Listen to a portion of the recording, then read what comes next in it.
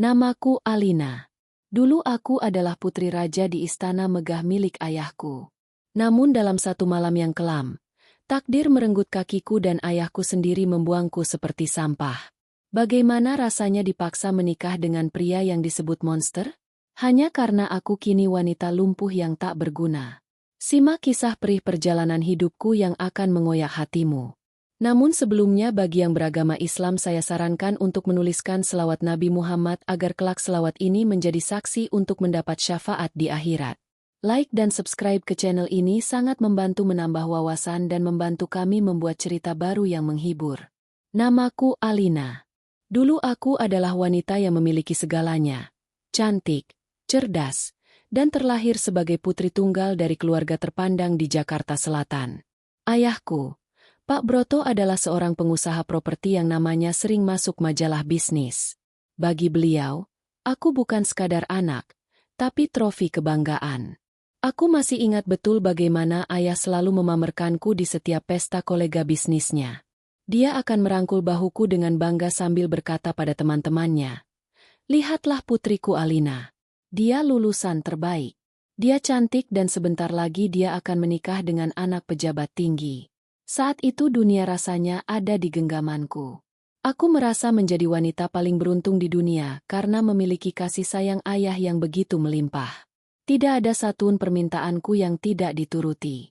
Mobil mewah, tas bermerek, liburan ke Eropa, semuanya tersedia bahkan sebelum aku memintanya. Namun, roda kehidupan itu berputar dengan cara yang paling kejam. Siang itu, langit Jakarta tampak mendung, seolah memberi pertanda bahwa badai besar akan menghantam hidupku. Aku sedang dalam perjalanan menuju kantor ayah untuk memberikan kejutan ulang tahunnya. Aku menyetir mobilku sendiri dengan hati riang. Membayangkan senyum ayah saat melihat kado jam tangan yang sudah kusiapkan. Tapi takdir berkata lain. Di perempatan jalan yang licin karena hujan gerimis, sebuah truk pengangkut barang mengalami remblong dan menghantam sisi kanan mobilku dengan kecepatan tinggi. Bra! Bunyi benturan besi yang meremukan tulang dan daging itu masih terngiang di telingaku sampai detik ini. Pandanganku gelap seketika. Saat aku membuka mata, hal pertama yang kusadari adalah bau obat-obatan yang menyengat dan bunyi ritmis monitor detak jantung. Aku berada di ruang ICU. Kepalaku terasa berat dan seluruh tubuhku kaku. Samar-samar aku melihat sosok ayah berdiri di samping dokter. Aku ingin memanggilnya. Ingin mengadu bahwa badanku sakit semua. Ingin dipeluk dan ditenangkan seperti saat aku kecil dulu. Tapi kalimat yang keluar dari mulut dokter saat itu membuatku membeku. Lebih dingin daripada kematian itu sendiri. Dokter itu berkata dengan nada menyesal, "Pak Broto, kami sudah berusaha semaksimal mungkin. Putri Bapak selamat dari masa kritis. Tapi benturan keras pada tulang belakangnya menyebabkan kerusakan saraf permanen." Dengan berat hati saya sampaikan, Alina mengalami kelumpuhan total pada kedua kakinya. Kemungkinan untuk berjalan lagi sangat kecil. Nyaris nol. Hening. Ruangan ICU itu senyap seketika. Aku menunggu suara tangis ayah. Aku menunggu dia berteriak tidak terima atau setidaknya memegang tanganku untuk memberiku kekuatan. Tapi yang terdengar hanyalah helaan napas panjang. Napas kekecewaan yang sangat dalam. Ayah tidak bertanya apakah aku kesakitan. Ayah tidak bertanya apa yang aku rasakan. Pertanyaan pertama yang keluar dari mulut ayah adalah, "Jadi dia akan cacat seumur hidup, Dok? Jadi dia tidak akan bisa berjalan normal dan tampil sempurna lagi?" Pertanyaan itu menusuk jantungku lebih sakit daripada luka kecelakaan ini. Dokter mengangguk pelan. Detik itu juga aku melihat perubahan tatapan mata ayah. Tatapan yang tadinya penuh kebanggaan berubah menjadi tatapan yang biasa dia berikan pada barang rongsokan di gudang perusahaannya. Tatapan yang menilai untung dan rugi. Dan hari itu aku tahu aku telah menjadi kerugian baginya 3 bulan berlalu dan aku akhirnya diperbolehkan pulang. Tapi rumah mewah di kawasan Pondok Indah itu tidak lagi terasa seperti rumah. Saat mobil yang membawaku tiba di halaman, aku melihat Sarah.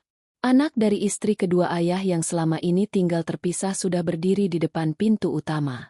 Sarah tersenyum manis, tapi matanya memancarkan kepuasan yang aneh saat melihatku diangkat dari mobil ke kursi roda. Ayah berjalan mendahuluiku tanpa menoleh sedikitpun. Saat pembantu hendak mendorong kursi rodaku menuju lift untuk ke kamarku yang ada di lantai 2, ayah menghentikan langkahnya dan berkata dengan suara datar tanpa ekspresi, "Jangan bawa dia ke atas." Aku tertegun. "Embok." Nah, asisten rumah tangga yang sudah merawatku sejak kecil bertanya dengan bingung. "Tapi tuan kamar Non Alina kan ada di atas. Semua barang-barangnya ada di sana." Ayah berbalik badan, menatapku dengan dingin. Tatapannya seolah menelanjangiku, mengingatkanku bahwa aku hanyalah wanita cacat yang merepotkan. Ayah berkata, "Dia lumpuh. Akan sangat merepotkan kalau harus naik turun lift atau tangga. Kalau listrik mati, siapa yang mau menggendong dia? Pindahkan barang-barangnya ke kamar belakang dekat dapur. Bekas kamar tamu yang tidak terpakai itu. Mulai sekarang Alina tidur di sana." Air mataku jatuh tanpa bisa kutahan. Kamar belakang dekat dapur itu adalah ruangan sempit yang lembab tanpa jendela besar dan jauh dari kemewahan kamarku di lantai 2. Itu bukan kamar untuk putri pemilik rumah. Itu kamar untuk orang buangan. "Ayah tolong." Lihku dengan suara serak. "Aku janji tidak akan merepotkan. Aku mau di kamarku sendiri." Ayah hanya mendengus kasar.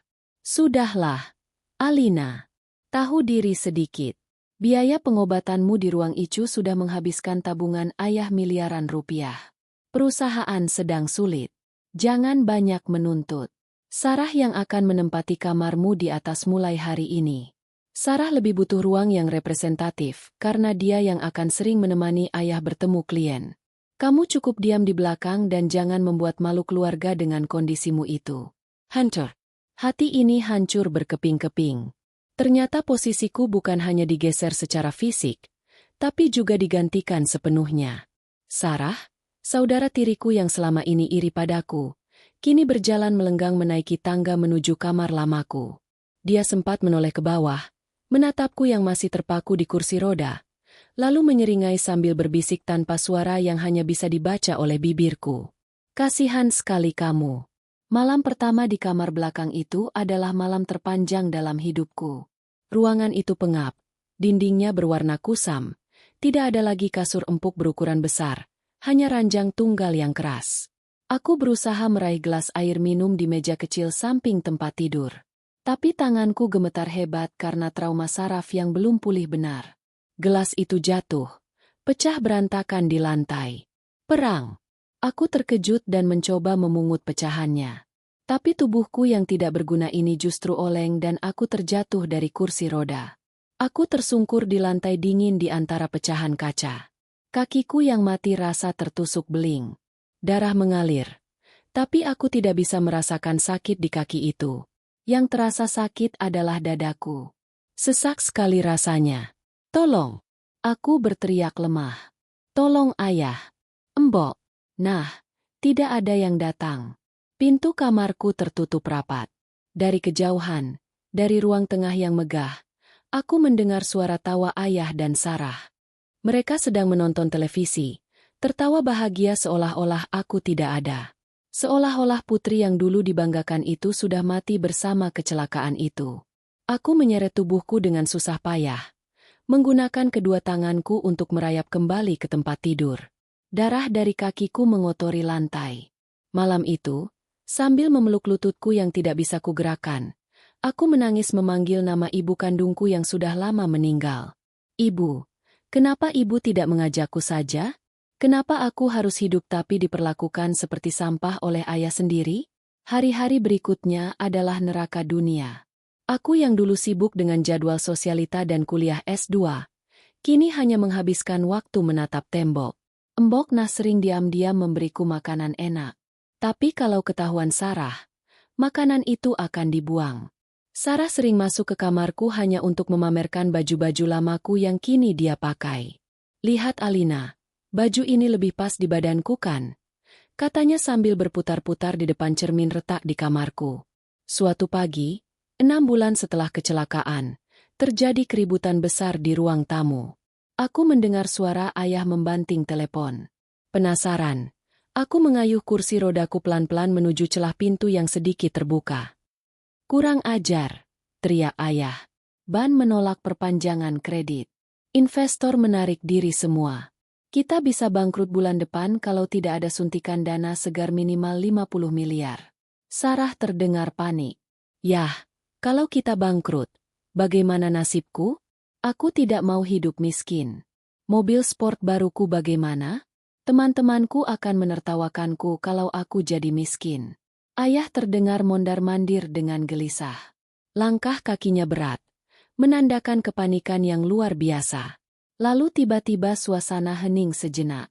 Ayah berkata dengan nada rendah tapi penuh ketegangan. Ada satu jalan, Tuan Argan, pemilik Argan Corp. Dia sedang mencari istri. Gosipnya dia mau menggelontorkan dana tak terbatas untuk keluarga wanita yang mau menikah dengannya. Aku menahan napas di balik pintu. Nama Argan cukup terkenal di dunia bisnis, tapi bukan karena prestasinya saja, melainkan karena misterinya. Tidak ada media yang pernah memuat foto wajahnya yang jelas. Rumor yang beredar sangat mengerikan. Katanya dia pernah mengalami kebakaran hebat di pabrik kimianya 10 tahun lalu yang membuat seluruh tubuh dan wajahnya hancur. Katanya dia cacat mengerikan, temperamental, kejam, dan suka menyiksa orang. Itulah sebabnya di usianya yang matang, tidak ada wanita yang sudi mendekatinya meskipun dia kaya raya. Sarah langsung berteriak histeris. Ayah jangan gila. Aku tidak mau. Dia itu monstrah. Teman-temanku bilang wajahnya seperti hantu. Aku masih muda. Aku cantik. Masa depanku cerah. Jangan korbankan aku untuk menikah sama monster buruk rupa itu. Aku tidak mau mati muda. Aku mendengar langkah kaki ayah mendekat ke arah lorong belakang. Tempat aku bersembunyi. Jantungku berdegup kencang. Firasatku buruk sekali. Pintu kamarku didorong kasar hingga terbuka lebar. Ayah berdiri di sana dengan wajah merah padam dan mata yang berkilat menakutkan. Di belakangnya, Sarah berdiri sambil bersedekap. Wajahnya yang tadi panik kini berubah lega saat melihatku. Ayah menatapku dari ujung rambut sampai ujung kaki yang layu di kursi roda. Senyum miring terbit di bibirnya. Senyum yang membuat darahku berdesir ngeri. Kamu dengar pembicaraan kami, kan? Alina? Tanya ayah dingin. Aku mengangguk pelan. Ketakutan. Bagus, kata ayah sambil melangkah masuk, mendesakku ke sudut ruangan. Selama 6 bulan ini kamu hanya menjadi beban di rumah ini. Makan, tidur, berobat, semuanya pakai uang. Kamu tidak bisa kerja, tidak bisa apa-apa. Sekarang saatnya kamu balas budi. Aku menelan ludah. Suaraku bergetar hebat. Maksud ayah kamu yang akan menikah dengan Tuan Argan? Putus ayah tegas tanpa keraguan sedikitpun. Mataku membelalak. Air mata langsung menggenang. Tapi ya, aku lumpuh. Tuan Argan pasti ingin istri yang sempurna. Dan lagi rumor tentang dia. Dia kejam ya. Ayah tega menjualku pada orang yang tidak dikenal. Ayah mau menukar nyawaku dengan uang. Ayah tertawa meremehkan.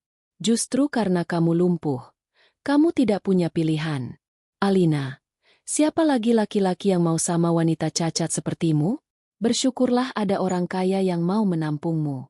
Lagi pula Tuan Argan itu konon wajahnya hancur jadi cocokan si buruk rupa dan si lumpuh. Pasangan serasi.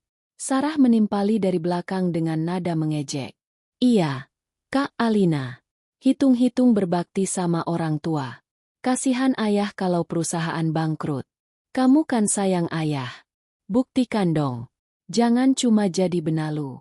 Lagian kalau kamu nikah sama Tuan Argan, kamu bisa tinggal di rumah dia yang besar. Syukur-syukur kalau kamu masih hidup seminggu setelah nikah. Kata-kata benalu itu menampar harga diriku. Aku menatap ayah, mencari sisa-sisa kasih sayang di matanya. Ayah, aku ini anak kandung ayah. Darah daging ayah. Apakah harta lebih penting daripada kebahagiaan anak ayah sendiri? Apakah aku sudah tidak ada harganya lagi di mata ayah? Ayah membungkuk, mencengkeram pegangan kursi rodaku dengan kuat, lalu mendekatkan wajahnya ke wajahku. Matanya tidak menyeratkan belas kasih, hanya ambisi. Dengar baik-baik. Alina, kalau kamu menolak, detik ini juga ayah akan usir kamu dari rumah ini tanpa membawa sepeser pun uang. Silakan menggelandang di jalanan dengan kursi rodamu itu. Pilih mana? Menikah dan jadi nyonya besar atau mati kelaparan di pinggir jalan? Aku menangis terseduh-seduh. Tidak ada pilihan. Benar-benar tidak ada pilihan. Di dunia ini, aku tidak punya siapa-siapa lagi selain ayah. Jika aku diusir, bagaimana aku bisa bertahan hidup dengan kondisi kaki seperti ini? Aku bahkan tidak bisa berjalan ke kamar mandi sendiri. Dengan bibir gemetar dan hati yang remuk redam, aku mengangguk pelan. Baik, ya, aku mau. Aku akan menikah dengannya. Ayah langsung menegakkan tubuhnya. Wajahnya cerah seketika seolah baru saja memenangkan lotre. Nah, begitu dong. Itu baru anak berbakti. Besok perwakilan Tuan Argan akan datang untuk melamar. Persiapkan dirimu. Jangan bikin malu. Pakai baju yang paling bagus. Tutupi kakimu itu dengan selimut. Ayah dan Sarah pergi meninggalkan kamarku, menutup pintu tanpa perasaan.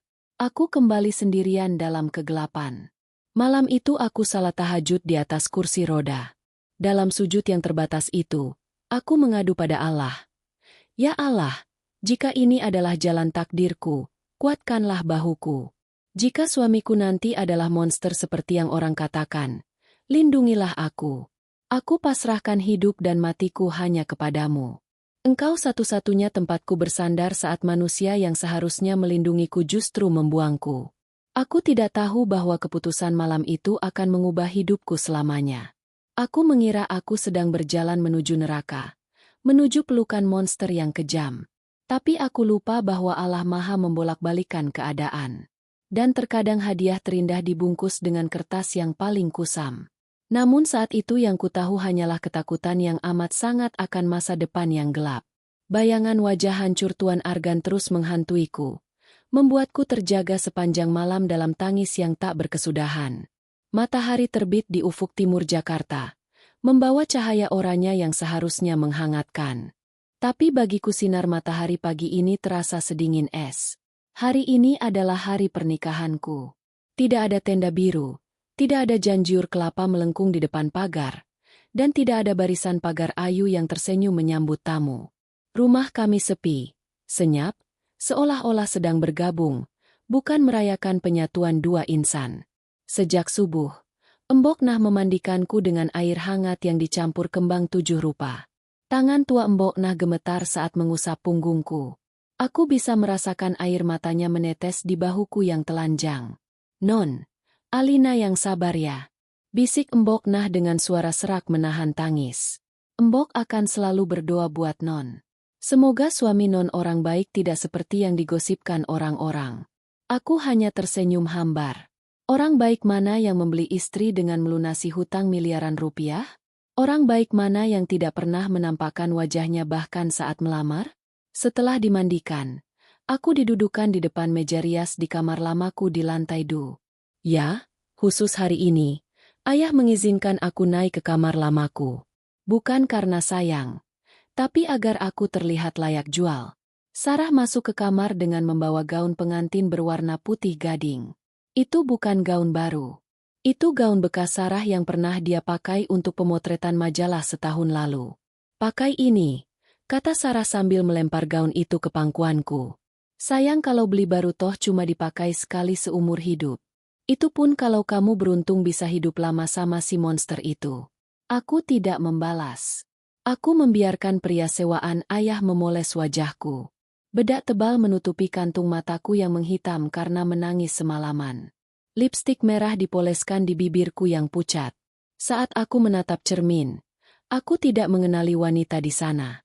Dia cantik seperti boneka porselen, tapi matanya kosong seperti mayat hidup yang didandani. Tepat pukul 9 pagi, rombongan itu datang. Bukan dengan arak-arakan musik rebana atau klakson meriah. 3 mobil sedan hitam mengkilap masuk ke halaman rumah kami. Kaca mobilnya gelap pekat membuat siapapun di luar tidak bisa melihat ke dalam. Jantungku berdegup kencang seakan mau meledak. Apakah Tuan Argan ada di dalam salah satu mobil itu? Apakah dia akan keluar dengan wajah hancurnya dan menyeretku pergi? Ayah menyambut mereka di pintu utama dengan senyum lebar yang dipaksakan. Seorang pria parubaya berjas hitam rapi turun dari mobil paling depan. Wajahnya kaku tanpa ekspresi. Dia memperkenalkan diri sebagai Pak Hadi, asisten pribadi Tuan Argan. "Di mana, Tuan Argan?" tanya ayah sambil celingukan melihat ke arah mobil. Pak Hadi menjawab dengan nada datar dan dingin. "Tuan Argan tidak bisa hadir. Beliau mewakilkan pernikahan ini kepada saya secara hukum dan agama. Sesuai kesepakatan, Tuan Argan tidak suka keramaian." Ayah tampak kecewa sejenak, tapi matanya langsung berbinar ketika Pak Hadi mengeluarkan sebuah map tebal dari tas kerjanya. "Ini adalah bukti pelunasan seluruh hutang perusahaan Bapak serta sertifikat rumah ini yang sudah kami tebus dari bank. Semuanya sudah lunas. Sekarang mana pengantin wanitanya?" Ayah gemetar menerima map itu. Dia membukanya, melihat angka-angka di kertas cek, lalu tertawa kecil. Tawa yang terdengar sangat menjijikkan di telingaku. "Ada di dalam. Bawa dia keluar," teriak ayah lantang. Embok Nah mendorong kursi rodaku keluar dari kamar. Roda kursiku berdecit pelan di lantai marmer. Suara yang menyayat hati di tengah keheningan ruangan. Aku menunduk, tidak berani menatap siapapun. Aku merasa seperti sapi perah yang sedang diserahkan kepada pembeli di pasar hewan. Pak Hadi menatapku tajam. Tatapannya menyelidik seperti sedang memeriksa kualitas barang dagangan. "Ini Nona Alina?" tanya Pak Hadi. "Benar, cantikan. Kakinya memang lumpuh tapi organ lainnya sehat. Dia bisa melayani suami dengan baik," kata ayah berpromosi, membuat perutku mual. Tanpa banyak bicara, proses akad nikah dilakukan sangat singkat, sangat cepat. Tidak ada tamu undangan, hanya ada saksi dari pihak RT setempat yang dibayar ayah dan penghulu. Aku dinikahkan secara wakil. Aku mendengar ayah mengucapkan ijab kabul dengan lancar, menyerahkan tanggung jawab atas diriku kepada pria yang bahkan tidak hadir di sana. Kata itu bergema di ruang tamu. Satu kata yang mengakhiri hidupku sebagai Alina putri Pak Broto dan memulaiku sebagai Alina istri Tuan Argan. Tidak ada doa yang panjang, tidak ada nasihat pernikahan. Setelah buku nikah ditandatangani, Pak Hadi langsung berdiri. "Kami akan membawa Nona Alina sekarang." "Sekarang?" tanyaku kaget. Suaraku tercekat. "Tapi aku belum berpamitan dengan ibu." "Maksudku, makam ibu, tidak ada waktu." Perjalanan ke kediaman Tuan Argan cukup jauh. Beliau tidak suka menunggu. Potong Pak Hadi tegas. Dua orang pengawal berbadan tegap maju mendekatiku. Mereka tidak membiarkan Embok Nah mendorongku lagi. Salah satu pengawal mengambil alih kursi rodaku. "Ayo, Nyonya," kata pengawal itu. Aku menoleh ke arah ayah, berharap ada pelukan perpisahan. Berharap ayah akan mencium keningku dan berkata, "Jaga dirimu baik-baik, Nak." Tapi harapan itu pupus. Ayah sedang sibuk bersalaman dengan Pak Hadi, lalu matanya kembali terpaku pada cek bernilai miliaran di tangannya. Dia bahkan tidak melihat ke arahku saat aku didorong keluar pintu. Hanya Mbok Nah yang mengejar sampai ke teras. Dia menyelipkan sebuah bungkusan kecil ke tanganku. "Ini bekal kue kesukaan Non. Dan tasbih peninggalan almarhumah ibu. Jangan lupa salat ya Non. Allah tidak tidur." Tangis Mbok Nah pecah. Aku menggenggam tangan keriput itu erat-erat. "Terima kasih Mbok." Pintu mobil sedan hitam itu terbuka. Pengawal mengangkat tubuhku dengan mudah dan mendudukkanku di jok belakang. Kursi rodaku dilipat dan dimasukkan ke bagasi. Pintu ditutup. Bam! Suara pintu tertutup itu memisahkan aku dari dunia luarku selamanya. Mobil mulai bergerak meninggalkan halaman rumah yang penuh kenangan itu. Aku menempelkan wajahku ke kaca jendela, melihat sosok ayah yang sudah masuk ke dalam rumah tanpa menoleh lagi. Sarah melambaikan tangan dari balkon atas dengan senyum mengejek. "Selamat tinggal neraka lamaku dan selamat datang neraka baruku." Perjalanan itu terasa sangat panjang dan sunyi. Tidak ada yang bicara di dalam mobil. Pak Hadi duduk di kursi depan sibuk dengan ponselnya. Sopir menyetir dengan tatapan lurus ke depan. AC mobil terasa sangat dingin menusuk tulang kakiku yang mati rasa. Kami keluar dari hiruk-pikuk Jakarta masuk ke jalan tol menuju arah selatan. 1 jam berlalu, pemandangan gedung pencakar langit berganti menjadi pepohonan hijau. Kami memasuki kawasan Bogor, terus naik ke arah puncak. Jalanan mulai berkelok-kelok dan menanjak. Kabut mulai turun, membuat suasana semakin mistis. Langit berubah menjadi abu-abu gelap, seolah mendukung suasana hatiku. Rintik hujan mulai turun membasahi kaca mobil. Kita mau kemana, Pak? Tanahku memberanikan diri. Ke Villa Cempaka Hitam. Kediaman utama Tuan Argan letaknya di kaki Gunung Gede Pangrango. Jawab Pak Hadi tanpa menoleh. Gunung tempat terpencil. Jauh dari keramaian. Ketakutanku semakin menjadi-jadi. Kenapa Tuan Argan tinggal di tempat sepi seperti itu? Apakah agar tidak ada orang yang mendengar teriakan korbannya? Imajinasiku mulai liar membayangkan ruang penyiksaan bawah tanah. Mobil berbelok keluar dari jalan raya, masuk ke jalanan kecil yang diapit hutan pinus lebat. Jalanan itu sepi, tidak ada rumah penduduk, hanya ada pohon-pohon tinggi yang menjulang seperti raksasa yang siap menerkam. Setelah 15 menit menyusuri jalan hutan yang gelap, kami tiba di sebuah gerbang besi hitam yang sangat tinggi. Gerbang itu terbuka otomatis dengan suara berderit yang menyeramkan. Mobil masuk ke halaman yang sangat luas. Di tengah halaman berdiri sebuah bangunan tua bergaya kolonial Belanda. Rumah itu besar, megah, tapi suram. Dindingnya terbuat dari batu alam berwarna gelap. Jendela-jendelanya besar dan tertutup tirai tebal. Tidak ada bunga warna-warni di taman. Hanya ada semak-semak hijau tua yang dipangkas rapi tapi kaku. Ini istana monster itu. Batinku gemetar. Mobil berhenti tepat di depan pintu utama yang terbuat dari kayu jati ukiran naga.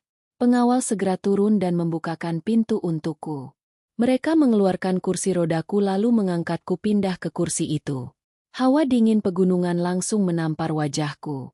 Uap napasku terlihat mengepul di udara. Pak Hadi memimpin jalan. Mari masuk. Nyonya Tuan sudah menunggu. Kakiku tidak bisa melangkah tapi tanganku gemetar. Hebat saat memegang sandaran kursi roda. Pengawal mendorongku masuk. Bagian dalam rumah itu ternyata lebih mewah daripada luarnya. Tapi tetap terasa dingin dan maskulin. Lantainya terbuat dari marmer hitam. Lampu gantung kristal raksasa menggantung di langit-langit yang tinggi. Memberikan cahaya kekuningan yang remang. Sepi. Tidak ada suara televisi, tidak ada suara musik, hanya gemaah kaki sepatu pantofel Pak Hadi yang terdengar. Bawa nyonya ke kamar utama. Perintah Pak Hadi pada seorang pelayan wanita berseragam hitam putih yang muncul entah dari mana. Pelayan itu wajahnya datar tidak tersenyum. Mari nyonya ikut saya. Aku didorong melewati lorong panjang yang di dindingnya terpajang lukisan-lukisan abstrak yang aneh. Lorong itu terasa tak berujung. Jantungku berpacu semakin cepat. Setiap detik terasa seperti hitungan mundur menuju kematian. Kami berhenti di depan sebuah pintu ganda yang sangat besar di ujung lorong. Pelayan itu membuka pintu.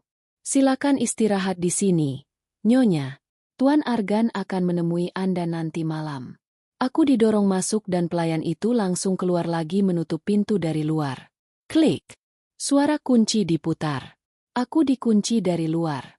Panik melanda diriku. Aku memutar kursi rodaku, mencoba menggapai gagang pintu. Terkunci. Aku terjebak.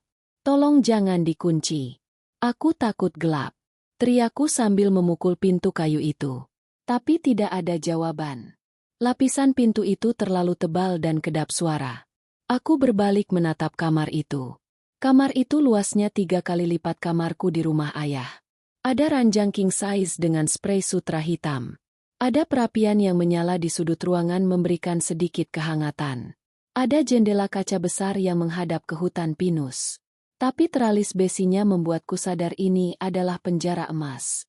Di atas meja rias ada sebuah nampan berisi makanan mewah. Setiak daging, sup krim, dan segelas jus merah darah. Tapi nafsu makanku hilang. Aku mengayuh kursi rodaku mendekati jendela. Hujan semakin deras di luar. Petir menyambar menerangi hutan yang gelap sesaat. Aku merasa sangat kecil dan tak berdaya. Aku membayangkan wajah Tuan Argan. Apakah kulitnya melepuh? Apakah matanya satu? Apakah dia akan memukulku kalau aku menolak melayaninya? Waktu berjalan sangat lambat. Detik berganti menit. Menit berganti jam. Langit di luar sudah gelap gulita.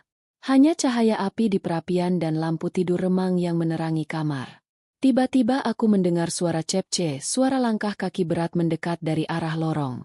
Langkah kaki yang tegas dan berwibawa. Jantungku berhenti berdetak sesaat. Langkah itu berhenti tepat di depan pintu kamar. Gagang pintu bergerak perlahan. Kunci diputar. Klek! Pintu terbuka lebar. Cahaya dari lorong menyilaukan mataku sejenak.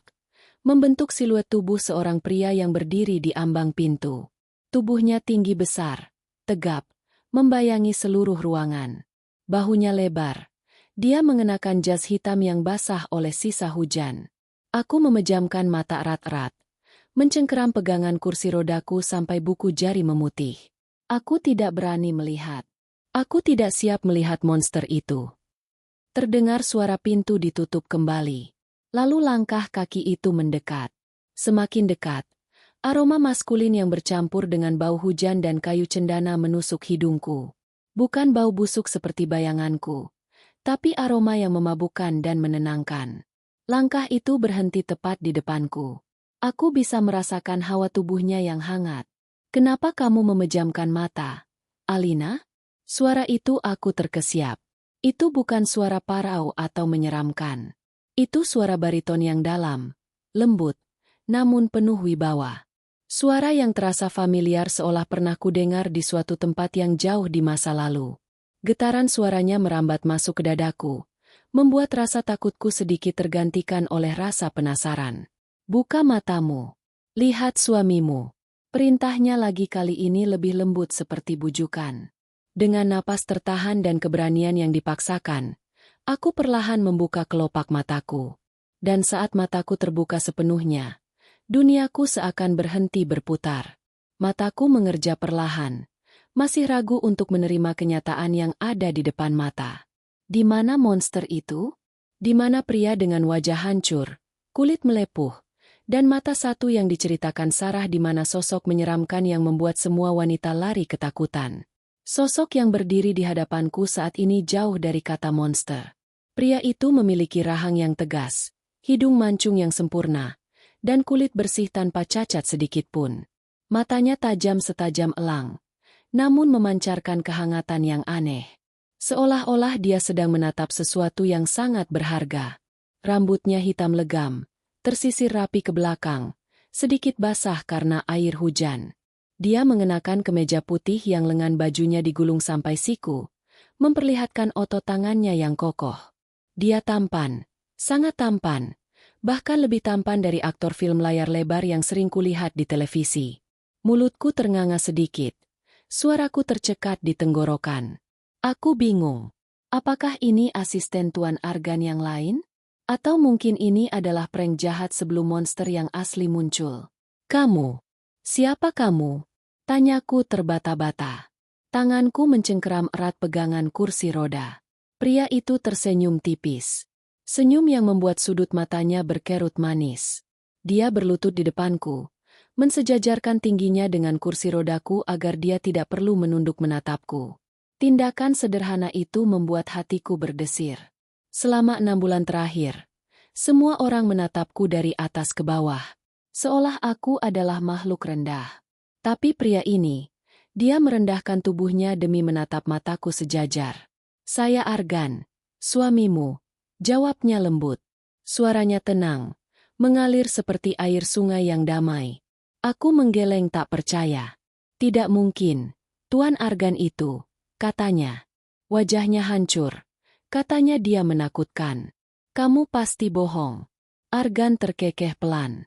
Dia mengulurkan tangannya ragu-ragu sejenak, lalu dengan lembut menyentuh punggung tanganku yang dingin.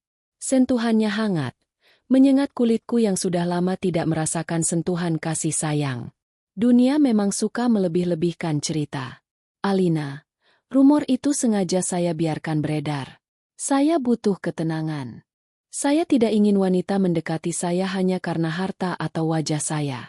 Saya mencari seseorang yang bisa melihat hati, bukan fisik.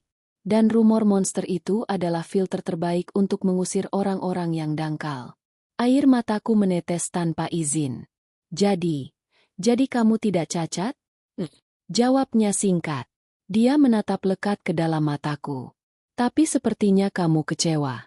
Apa kamu lebih suka kalau suamimu benar-benar monster? Bukan, bukan begitu.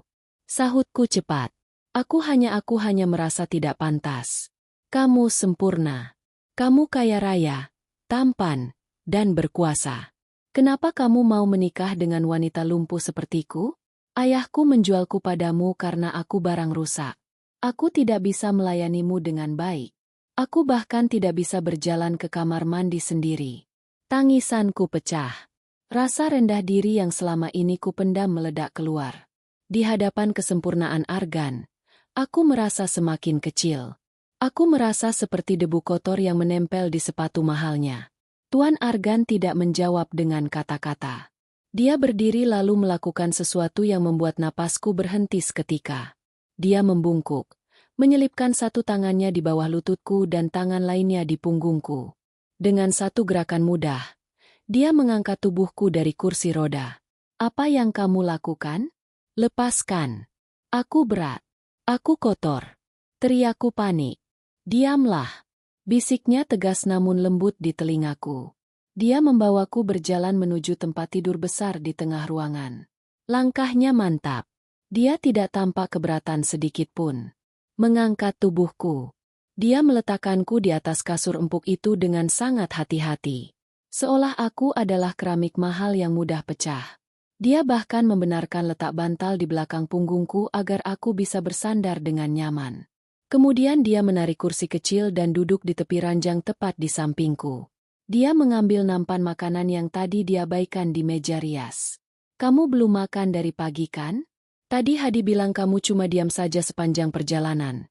Katanya sambil memotong daging steak itu menjadi potongan-potongan kecil yang mudah dikunyah. Aku menatapnya dengan pandangan kabur karena air mata. Kenapa kamu baik padaku? Makan dulu.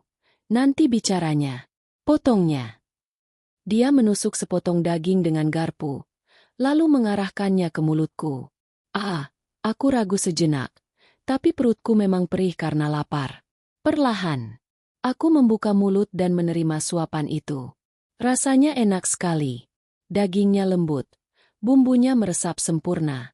Tapi yang membuat makanan itu terasa istimewa bukan rasanya, melainkan siapa yang menyuapinya. Suapan demi suapan masuk ke mulutku. Argan dengan sabar menyuapiku.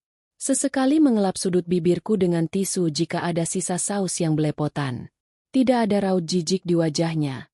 Tidak ada keterpaksaan. Dia melakukannya seolah-olah merawatku adalah tugas paling mulia di dunia. Sudah 6 bulan sejak kecelakaan itu. Tidak ada satupun orang yang memperlakukanku semusiawi ini. Bahkan ayahku sendiri jijik melihatku makan belepotan karena tanganku gemetar. Tapi pria asing ini, pria yang baru kenal beberapa jam lalu, memperlakukanku bak ratu. Setelah piring itu kosong, Argan memberiku minum. Lalu dia meletakkan gelas kosong itu kembali ke meja. Dia menatapku lagi. Kali ini tatapannya lebih serius. Alina, dengarkan saya. Ucapnya dengan nada dalam. Kamu bertanya, kenapa saya memilih kamu? Kamu bilang kamu barang rusak. Kamu bilang kamu tidak pantas. Dia menghela napas panjang, lalu meraih tangan kananku, menggenggamnya erat dengan kedua tangannya. Bagi ayahmu, mungkin kelumpuhanmu adalah aib. Bagi saudara tirimu, itu adalah bahan tertawaan. Tapi bagi saya, kamu tetaplah Alina, wanita yang sama. Nilaimu tidak berkurang 1 senti pun hanya karena kakimu tidak bisa melangkah. Kaki hanyalah alat transportasi tubuh, tapi hati dan jiwa adalah inti dari manusia. Dan jiwamu, Alina, jauh lebih indah daripada wanita manapun yang pernah saya temui yang berjalan dengan sepatu hak tinggi. Aku terisak pelan. Tapi aku tidak bisa jadi istri yang sempurna. Aku cacat. SSSD. Argan meletakkan jari telunjuknya di bibirku. Jangan pernah sebut dirimu cacat di depan saya lagi. Mulai detik ini, di rumah ini, kamu bukan wanita lumpuh. Kamu adalah Nyonya Argan. Nyonya rumah ini. Semua pelayan di sini akan melayanimu. Dan dia mencondongkan wajahnya, menatapku lekat-lekat. Saya akan menjadi kakimu. Kemanapun kamu ingin pergi, Saya yang akan menggendongmu. Apapun yang kamu butuhkan, tangan saya yang akan mengambilkannya. Kamu tidak perlu takut lagi. Neraka yang kamu alami di rumah ayahmu sudah berakhir. Di sini surgamu, Alina. Kata-katanya meruntuhkan tembok pertahanan yang kuangun selama ini. Aku menangis sejadi-jadinya. Bukan tangisan sedih, tapi tangisan haru yang melegakan dada. Aku menundukkan kepala, menyembunyikan wajahku di dadanya yang bidang. Tanpa ragu, Argan memelukku. Dia mengusap punggungku yang bergetar, membiarkan kemeja mahalnya basah oleh air mata dan ingusku. Malam itu, di tengah hujan badai di luar sana, aku menemukan kehangatan yang sudah lama hilang. Aku merasa aman. Setelah tangisku reda, Argan melepaskan pelukannya. Dia tersenyum, mengusap sisa air mata di pipiku dengan ibu jarinya. Sudah malam, kamu harus istirahat. Perjalanan tadi pasti melelahkan, katanya. Aku tiba-tiba teringat sesuatu. Malam pertama, kewajiban istri. Tubuhku menegang kembali. Aku menatapnya takut-takut. Apakah dia akan meminta haknya sekarang? Dengan kondisiku yang seperti ini, seolah bisa membaca pikiranku. Argan menggeleng pelan sambil tersenyum menenangkan. Jangan khawatir. Saya tidak akan menyentuhmu malam ini. Saya tahu kamu lelah dan masih trauma. Kita punya waktu seumur hidup, Alina. Saya bisa menunggu sampai kamu benar-benar siap dan nyaman. Saya menikahimu untuk memuliakanmu, bukan untuk memaksamu. Dia menarik selimut tebal menutupi tubuhku sampai sebatas dada. Tidurlah. Saya akan tidur di sofa sana. Kalau butuh apa-apa, panggil saja. Argan berdiri berjalan menuju lemari besar di sudut ruangan. Dia membuka jasnya lalu melonggarkan dasinya. Gerakannya begitu maskulin dan mempesona. Aku memperhatikannya diam-diam dari balik selimut. Saat dia hendak mematikan lampu utama, dia berhenti sejenak. Dia merogosu dalam jasnya, mengeluarkan sebuah benda kecil yang tampak usang. Dia menimang-nimang benda itu sebentar sambil menatapku dengan senyum misterius. Oh ya, Alina, ada satu hal lagi yang harus kamu tahu, katanya. Apa itu? Tanyaku penasaran. Dia berjalan mendekat lagi ke tepi ranjang. Lalu meletakkan benda itu di telapak tanganku. Kamu mungkin lupa, tapi saya tidak pernah lupa. 3 tahun lalu saat dunia membuang saya, saat saya tidak punya apa-apa selain baju di badan, hanya satu orang yang berhenti dan menolong saya. Hanya satu orang yang memberikan ini pada saya. Aku menatap benda di tanganku. Itu adalah sebuah sapu tangan kain berwarna biru muda. Kainnya sudah kusam, tepiannya sudah agak brudul, dan ada noda coklat samar bekas darah yang sudah lama mengering. Di sudut sapu tangan itu terdapat bordiran inisial namaku. Mataku terbelalak. Ingatan masa lalu perlahan muncul di benakku seperti kepingan puzzle yang menyatu. 3 tahun lalu, di sebuah gang sempit di belakang kampus, pria gelandangan yang dipukuli preman. Kamu. Suaraku tercekat. Kamu pria itu. Pria yang kutolong di gang belakang kampus dulu. Arga mengangguk mantap. Matanya berkaca-kaca. Benar. Saya adalah pria yang kamu selamatkan hari itu. Pria yang kamu beri uang jajanmu dan sapu tangan ini untuk mengelap darah. Saat itu saya berjanji pada diri sendiri dan pada Allah. Jika suatu hari saya sukses, saya akan mencari wanita berhati malaikat itu. Saya akan memberikan seluruh dunia ini untuknya. Dia menggenggam tanganku yang memegang sapu tangan itu. Dan sekarang saya sudah menemukanmu. Bukan saya yang menyelamatkanmu dari ayahmu, Alina. Tapi kamulah yang menyelamatkan saya dulu. Pernikahan ini adalah cara saya membayar hutang nyawa dan cinta saya padamu. Aku terpaku. Mulutku terkunci rapat. Takdir macam apa ini ya Allah? Pria yang dulu kukira pengemis kini menjadi suamiku yang berkuasa. Dan sapu tangan kusam ini menjadi saksi bisu benang merah yang menghubungkan kami berdua. Malam itu aku tidur dengan menggenggam sapu tangan itu erat-erat. Di luar hujan sudah reda berganti dengan suara jangkrik yang bersahutan. Untuk pertama kalinya dalam 6 bulan, aku tidur tanpa mimpi buruk. Aku tidur dengan senyum di bibir, mengetahui bahwa di sofa sana ada sesosok malaikat penjaga yang siap melindungiku dari dunia yang kejam. Namun, kebahagiaan itu ternyata baru permulaan dari ujian yang sesungguhnya. Aku tidak tahu bahwa di balik dinding tebal rumah ini dan di balik masa lalu Argan tersimpan rahasia besar yang akan menguji kesetiaan dan cinta kami. Dan esok hari tamu tak diundang akan datang mengusik ketenangan surgaku yang baru saja dimulai. Sinar matahari pagi menerobos masuk melalui celah tirai sutra, menyapa wajahku dengan kehangatan yang belum pernah kurasakan selama berbulan-bulan. Aku mengerjap menyesuaikan mata dengan cahaya terang itu. Butuh beberapa detik bagiku untuk menyadari bahwa aku tidak lagi berada di kamar gudang yang pengap dan berbau lembab.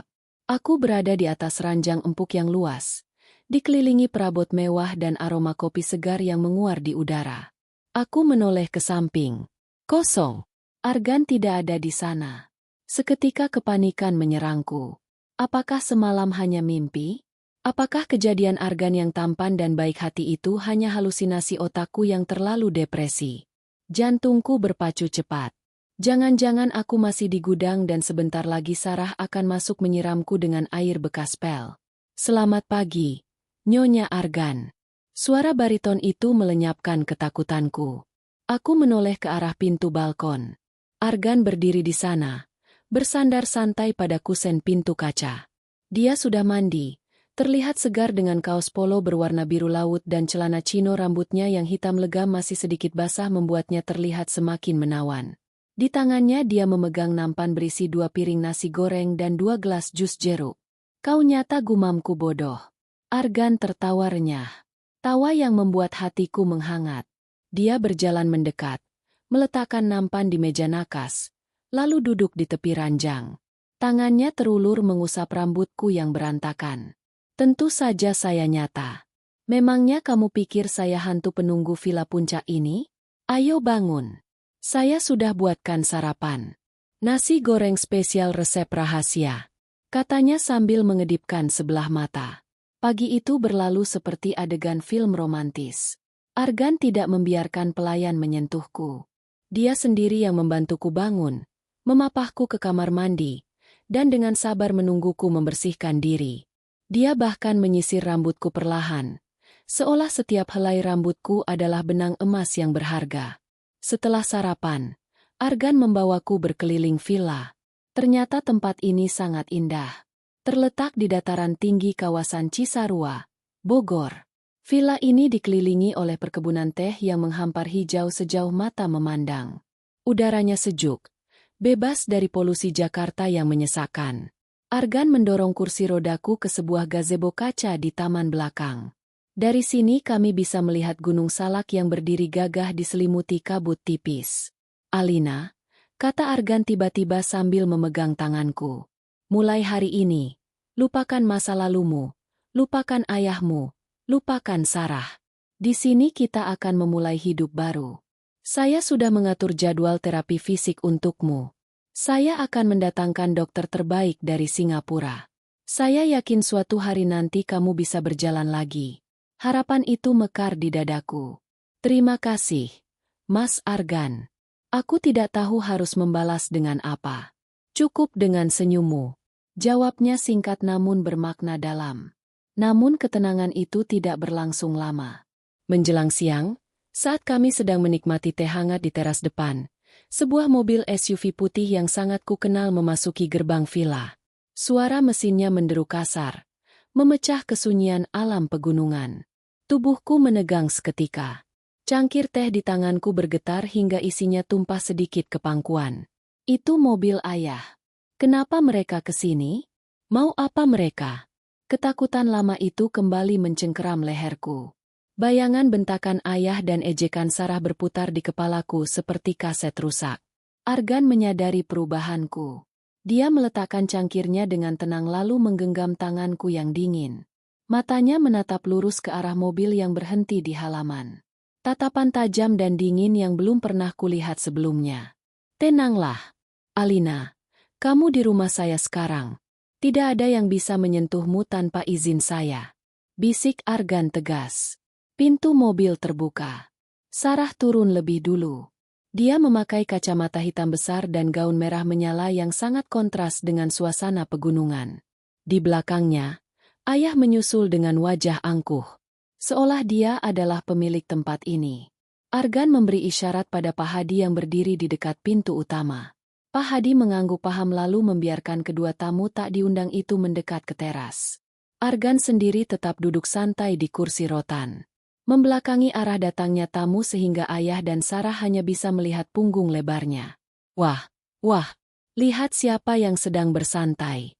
Suara cempreng Sarah terdengar memekakan telinga. Dia berjalan melenggang naik ke teras tanpa permisi, langsung berdiri di depanku sambil berkacak pinggang. Sarah membuka kacamata hitamnya, menatapku dengan pandangan merendahkan. Masih hidup ternyata kamu. Kak? Aku kira sudah mati dimakan monster. Atau jangan-jangan kamu sudah disiksa habis-habisan ya sampai tidak bisa bicara.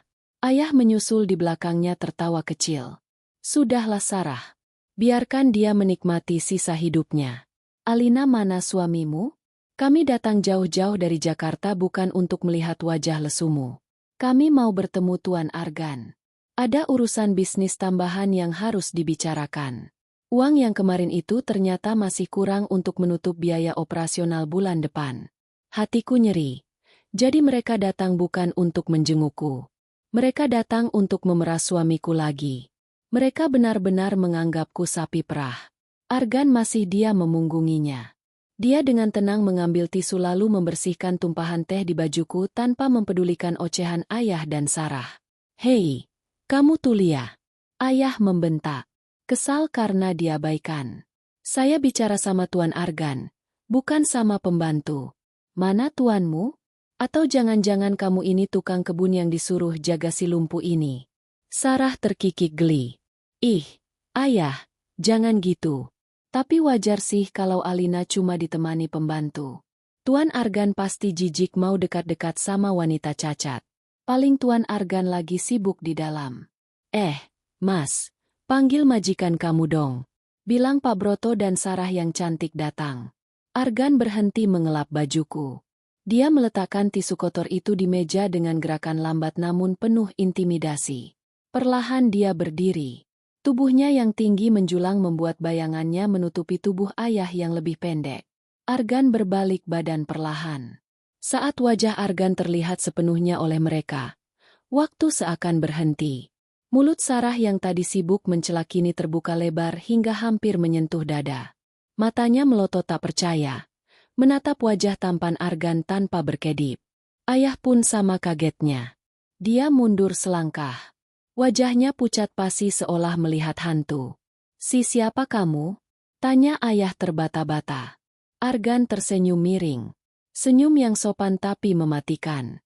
Dia mengulurkan tangan kanannya. Selamat siang, Pak Broto. Senang akhirnya bisa bertemu langsung dengan mertua saya. Perkenalkan, saya Argan, suami Alina. Hening. Hanya suara angin pegunungan yang terdengar menderu. Kau Argan. Tapi rumornya gagap Sarah. Wajahnya merah padam. Campuran antara rasa malu dan kekaguman yang tidak pada tempatnya. Matanya menelanjangi Argan dari ujung rambut sampai ujung kaki. Tatapan menghina yang tadi dia tujukan padaku berubah menjadi tatapan lapar dan penuh nafsu. Argan menarik tangannya kembali karena ayah terlalu syok untuk menjabatnya. Argan kembali duduk di sampingku lalu dengan sengaja merangkul bahuku mesra di depan mereka. Rumor hanyalah rumor Nona Sarah. Sama seperti rumor yang mengatakan bahwa Pak Broto adalah pengusaha sukses yang menyayangi anaknya. Padahal kenyataannya bapak tega menjual putri kandungnya sendiri demi menutupi hutang judi dan kegagalan bisnis. Bukankah begitu? Wajah ayah berubah merah padam karena marah dan malu. Kurang ajar. Kamu anak muda berani menceramahiku. Aku ini ayahmu sekarang. Sopan sedikit. Argan tertawa dingin. Sopan. Bapak bicara soal sopan santun setelah datang ke rumah orang tanpa diundang. Menghina istri pemilik rumah dan berteriak-teriak seperti preman pasar. Argan menatap ayah tajam.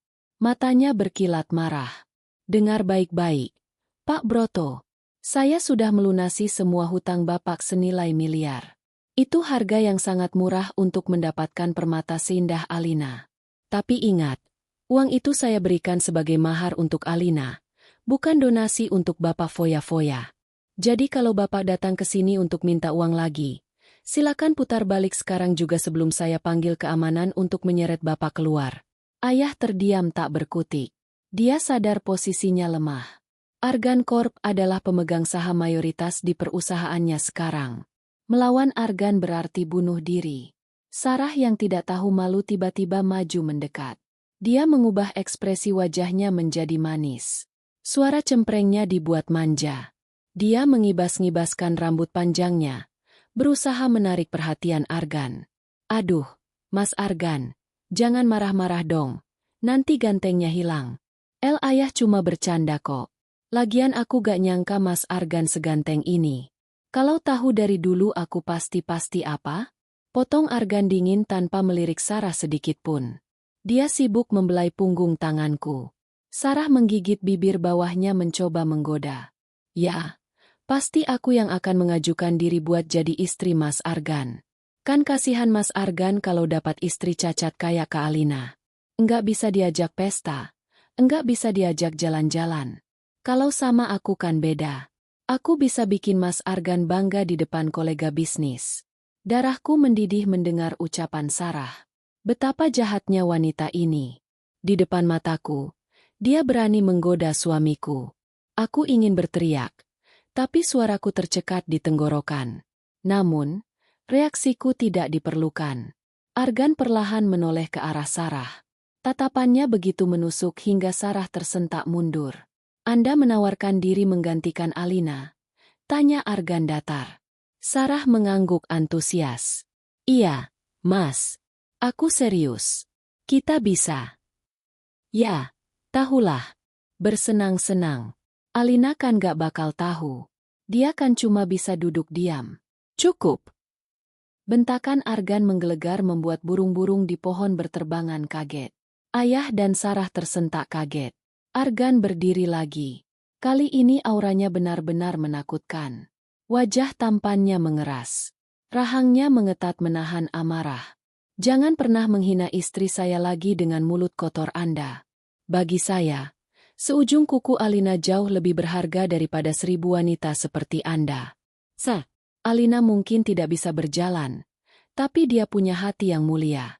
Dia punya ketulusan yang tidak akan pernah Anda miliki. Anda hanya wanita plastik yang silau harta, cantik di luar, tapi busuk di dalam. Argan menunjuk gerbang keluar. Pergi dari sini sekarang dan jangan pernah injakan kaki kalian di properti milik saya lagi. Atau saya pastikan besok pagi perusahaan Pak Broto akan saya akuisisi penuh dan kalian akan saya miskinkan sampai ke akar-akarnya. Camkan itu. Ayah gemetar ketakutan. Dia menarik tangan Sarah kasar. Ayo pulang. Jangan cari masalah lagi. Tapi ya, cowok itu ganteng banget. Rengek Sarah tidak rela. Matanya masih terpaku pada Argan dengan tatapan obsesif. Diam kamu. Ayo. Mereka berdua berjalan tergopoh-gopoh menuju mobil. Sarah sempat menoleh ke belakang sekali lagi menatapku dengan tatapan penuh dendam. Tatapan itu seolah berkata, "Ini belum selesai, Alina. Aku akan merebut dia darimu." Mobil SUV itu melaju pergi meninggalkan halaman villa. Debu berterbangan di belakangnya. Setelah mereka pergi, tubuhku lemas. Tangisku pecah lagi. Argan segera berlutut di depanku, memeluk pinggangku erat. Sudah, mereka sudah pergi. Jangan menangis lagi. Sayang, Mas Isaku, kenapa kamu membela aku seperti itu? Mereka keluargaku, bukan Alina. Keluarga itu tempat pulang yang aman. Mereka bukan keluarga. Mereka parasit. Dan tugasku sebagai suamimu adalah melindungimu dari parasit-parasit itu. Kamu aman sekarang ada Mas di sini. Argan mencium keningku lama, menyalurkan ketenangan. Tapi jauh di lubuk hatiku, aku merasa gelisah. Tatapan terakhir Sarah tadi itu bukan tatapan kekalahan. Itu tatapan seseorang yang sedang menyusun rencana jahat. Aku tahu betul sifat Sarah. Dia tidak akan pernah melepaskan apa yang dia inginkan. Dan sekarang dia menginginkan suamiku.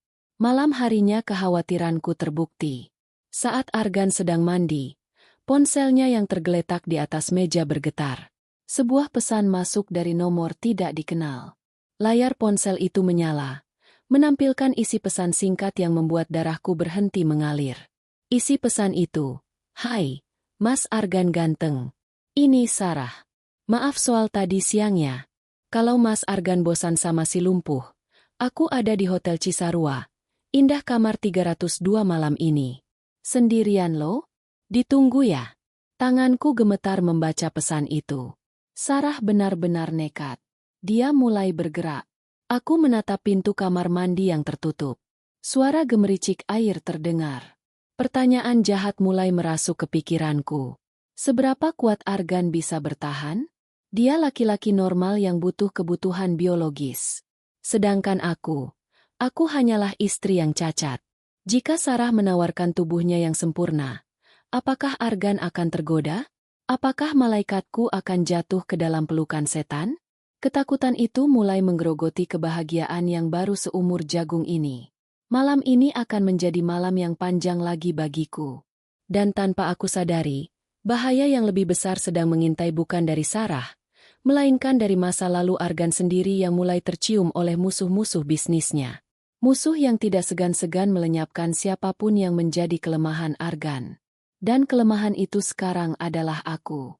Pintu kamar mandi terbuka. Uap hangat mengepul keluar membawa aroma sabun maskulin yang segar. Argan melangkah keluar hanya dengan lilitan handuk di pinggang, memperlihatkan tubuh atletisnya yang sempurna. Tetesan air masih mengalir di dada bidangnya. Pemandangan yang seharusnya membuat istri manapun terpesona.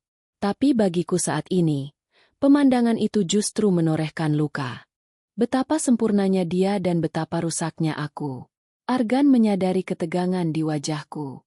Dia melihat tanganku yang gemetar memegang ponselnya. Senyum di wajahnya memudar seketika, berganti dengan sorot mata waspada. "Ada apa, Alina? Siapa yang menghubungi?"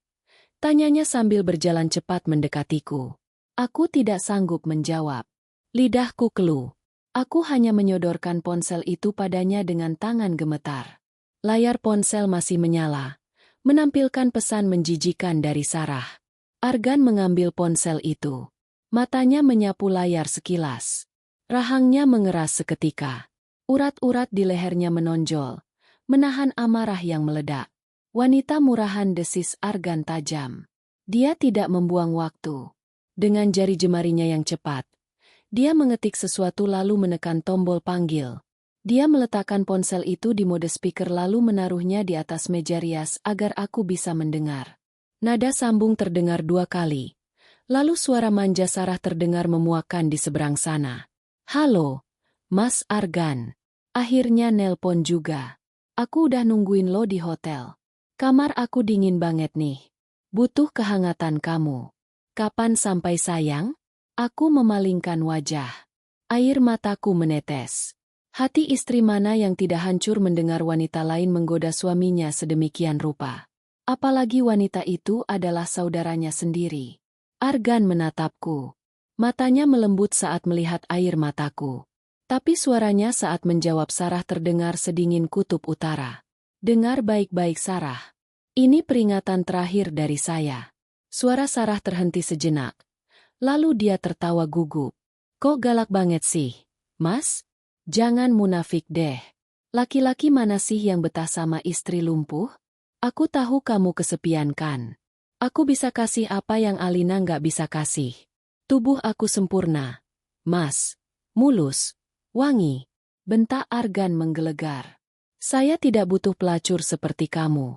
Biarpun kamu telanjang di depan saya tidak akan bernafsu sedikit pun. Di mata saya, kamu tidak lebih dari sampah yang dibungkus plastik mahal." Sarah terdengar tersentak. "Kau kasar banget. Aku cuma mau nyenengin kamu. Saya tidak butuh disenangkan oleh wanita bekas. Dan satu hal lagi, nomor ini akan saya blokir. Jika kamu berani mendekati villa saya atau menghubungi saya atau menyakiti hati istri saya lagi, saya pastikan video CCTV saat kamu datang mengemis tadi siang akan tersebar viral di internet. Dan ayahmu akan saya pastikan bangkrut besok pagi. Camkan itu, Tut." Argan mematikan sambungan telepon sepihak. Dia langsung memblokir nomor Sarah. Tanpa ragu, dia membanting ponsel mahal itu ke sofa, lalu berlutut di hadapanku. Dia menangkup wajahku yang basah dengan kedua tangannya yang hangat. Lihat saya, Alina. Lihat mata saya. Aku memberanikan diri menatap mata elang itu. Ada ketulusan yang membara di sana. Jangan pernah meragukan saya hanya karena godaan sampah seperti itu.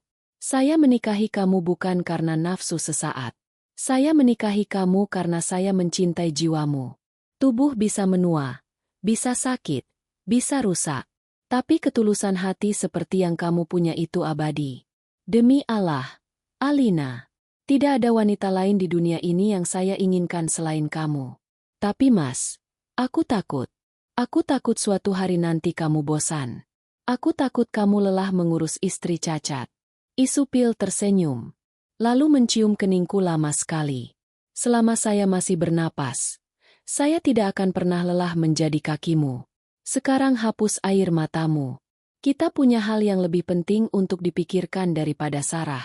Perkataan Argan malam itu menjadi obat penenang bagiku. Tapi takdir sepertinya enggan membiarkan kami tenang terlalu lama. Masalah Sarah hanyalah kerikil kecil. Badai sesungguhnya datang dari arah yang tak terduga.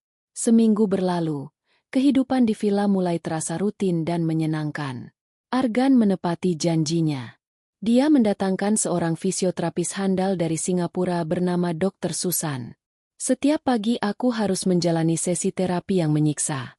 Kakiku ditekuk, ditarik, dan dipijat dengan keras untuk merangsang saraf-saraf yang mati. Rasanya sakit luar biasa seperti tulangku dipatahkan kembali. Seringkali aku berteriak kesakitan sampai menangis.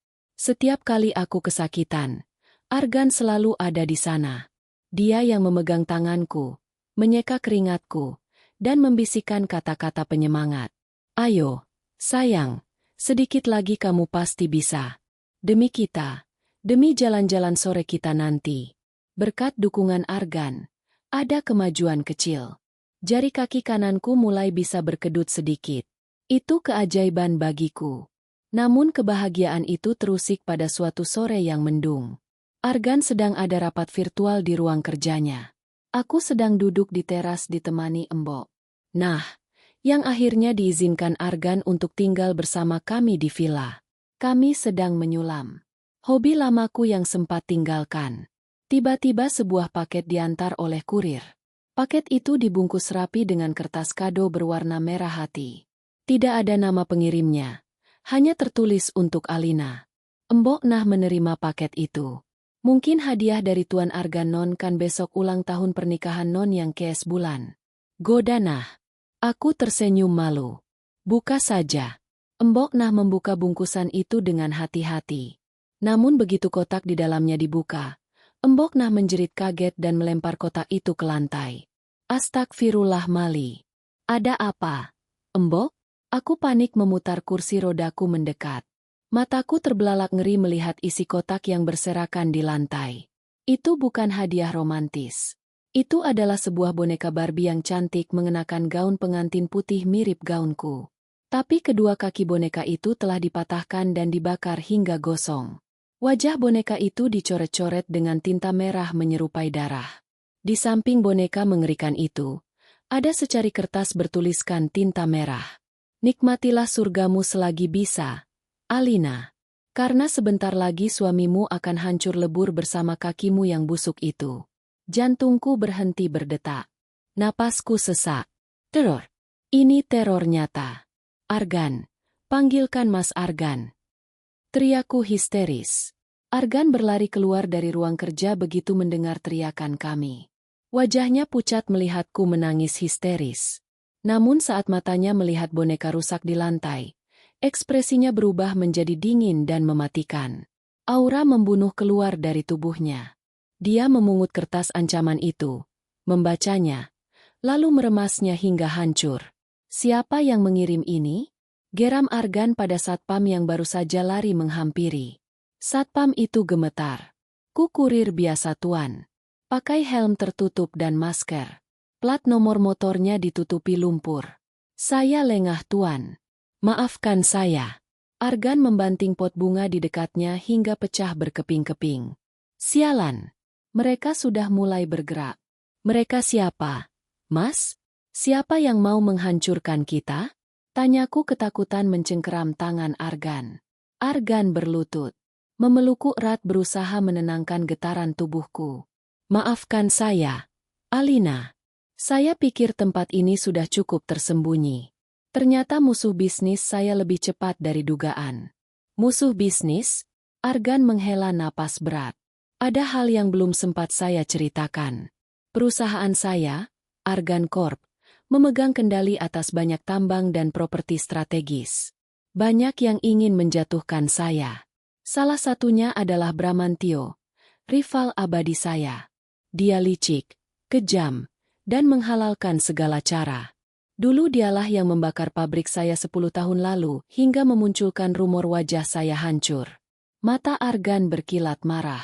Dia tahu kelemahan saya sekarang adalah kamu. Dia menggunakan Sarah. Saya yakin Sarah yang memberitahu lokasi villa ini padanya. Pesan ini bukan sekadar ancaman. Alina, ini pernyataan perang. Malam itu, pengamanan villa diperketat 3 kali lipat. Argan menyewa 1 regu pengawal profesional yang berjaga di setiap sudut. Aku tidak diizinkan keluar kamar selangkah pun. Suasana villa yang tenang berubah menjadi benteng pertahanan yang mencekam. 2 hari kemudian, Argan harus pergi ke Jakarta.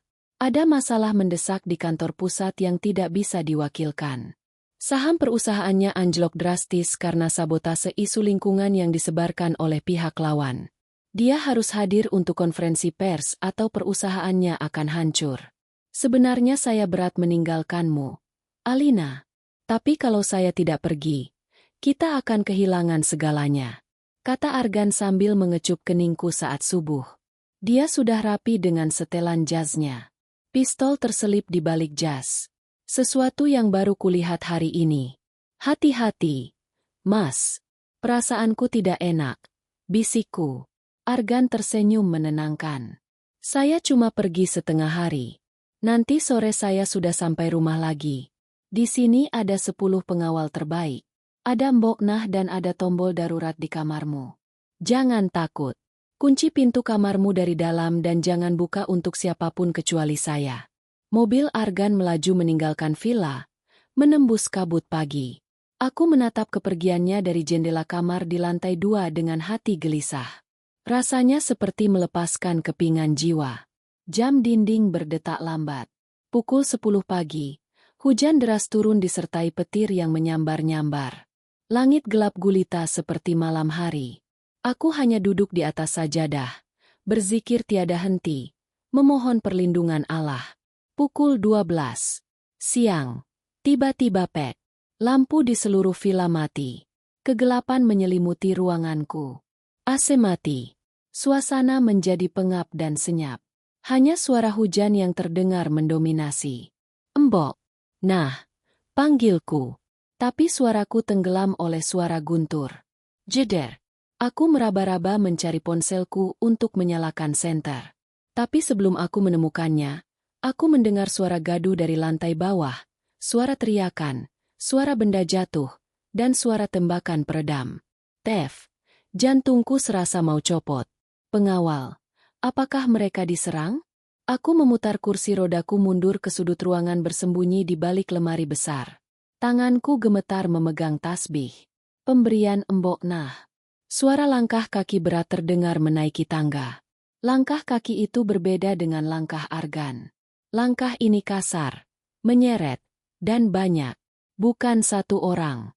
Pintu kamarku digedor keras. Brak brak brak. Buka pintunya. Nyonya Argan. Kami tahu Anda di dalam.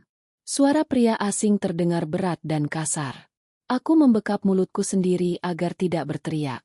Air mataku mengalir deras. Ya Allah, lindungi aku.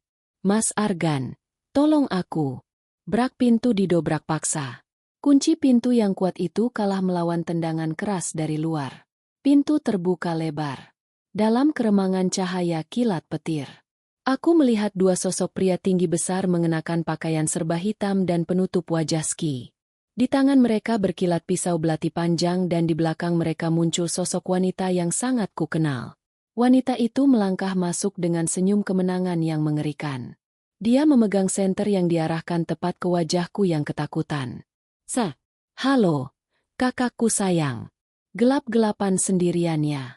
Sapa Sarah dengan nada mengejek yang membuat darahku membeku. Kasihan sekali pangeran berkudamu sedang sibuk menyelamatkan hartanya di Jakarta. Sekarang giliran kita bermain. Sarah memberi isyarat pada kedua preman itu. Bawa dia. Tuan Bram sudah menunggu di gudang tua. Kita akan bikin video perpisahan yang manis buat Argan. Jangan sentuh aku. Teriakku saat preman itu maju mendekat. Aku melempar vas bunga ke arah mereka, tapi dengan mudah ditepis. Salah satu preman itu mencengkeram tanganku kasar, lalu menyeretku jatuh dari kursi roda. Bruk! Tubuhku menghantam lantai keras. Sakit sekali. Aku merangkak mundur, menyeret kakiku yang tidak berdaya. Sarah tertawa terbahak-bahak melihatku mengesot di lantai seperti cacing. Lihatlah nyonya besar Argan. Menyedihkan sekali. Sarah menjambak rambutku, memaksa aku mendongak menatapnya. Dulu kamu merebut posisi putri kesayangan ayah, sekarang kamu merebut pria incaran aku. Hari ini aku akan pastikan Argan melihat istri tercintanya hancur berkeping-keping. Setelah ini, Argan tidak akan mau lagi memungut sampah sepertimu. Sarah mengangguk pada preman itu. Bius dia. Sebuah sapu tangan bau menyengat dibekapkan ke hidungku. Aku meronta, memukul-mukul udara, mencoba menahan napas, tapi tenagaku kalah jauh. Pandanganku mulai kabur. Wajah menyeringai Sarah menjadi hal terakhir yang kulihat sebelum kesadaran merenggutku ke dalam kegelapan yang pekat. Dalam sisa kesadaranku yang memudar, aku berteriak dalam hati. Mas Argan, maafkan aku. Aku tidak bisa menjaga diriku sendiri. Dan saat itu Argan sedang terjebak macet total di jalan tol Jagorawi, karena kecelakaan beruntun yang juga diseting oleh musuh. Dia tidak tahu bahwa ratunya sedang dibawa menuju neraka. Kepalaku berdenyut hebat. Rasa sakit yang tajam menusuk pelipisku, memaksaku untuk membuka mata perlahan. Hal pertama yang menyergap indera penciumanku adalah bau apek, debu, dan aroma besi berkarat yang menyengat. Cahaya di ruangan itu remang-remang. Hanya bersumber dari beberapa lampu gantung tua yang berayun pelan tertiup angin. Aku mencoba menggerakkan tanganku, tapi nihil. Pergelangan tanganku terikat kuat ke belakang sandaran kursi besi. Kakiku yang lumpuh dibiarkan menggantung, diikat longgar pada kaki kursi. Aku tidak lagi berada di villa mewah yang hangat. Aku berada di sebuah bangunan luas yang kosong dan suram. Dinding-dindingnya tinggi, terbuat dari beton yang sudah retak dan berlumut. Di kejauhan aku mendengar suara tetesan air yang jatuh menimpa genangan. Gudang tua. Sepertinya ini bekas pabrik yang sudah lama ditinggalkan. Sadar sudah, Tuan Putri. Suara itu aku menoleh ke kanan. Sarah sedang duduk santai di atas tumpukan peti kayu, memainkan pisau lipat di tangannya. Dia tersenyum, tapi bukan senyum manis yang biasa dia pamerkan di depan ayah. Ini senyum iblis yang sudah melepaskan topengnya. Sarah, seraku. Tenggorokanku kering sekali. Kenapa kamu lakukan ini? Aku ini kakakmu. Sarah tertawa keras. Suaranya menggema di ruangan kosong itu. Kakak, jangan mimpi. Kamu itu cuma penghalang. Dulu kamu penghalang aku buat dapetin kasih sayang ayah. Sekarang kamu penghalang aku buat dapetin Argan dan hartanya. Asal kamu tahu ya, Alina, aku muak lihat kamu sok suci, sok tersakiti, tapi selalu dapat yang terbaik. Sarah turun dari peti kayu, berjalan mendekatiku. Dia menjambak kerudungku hingga kepalaku terdongak. Lihat dirimu, lumpuh, lemah, jelek.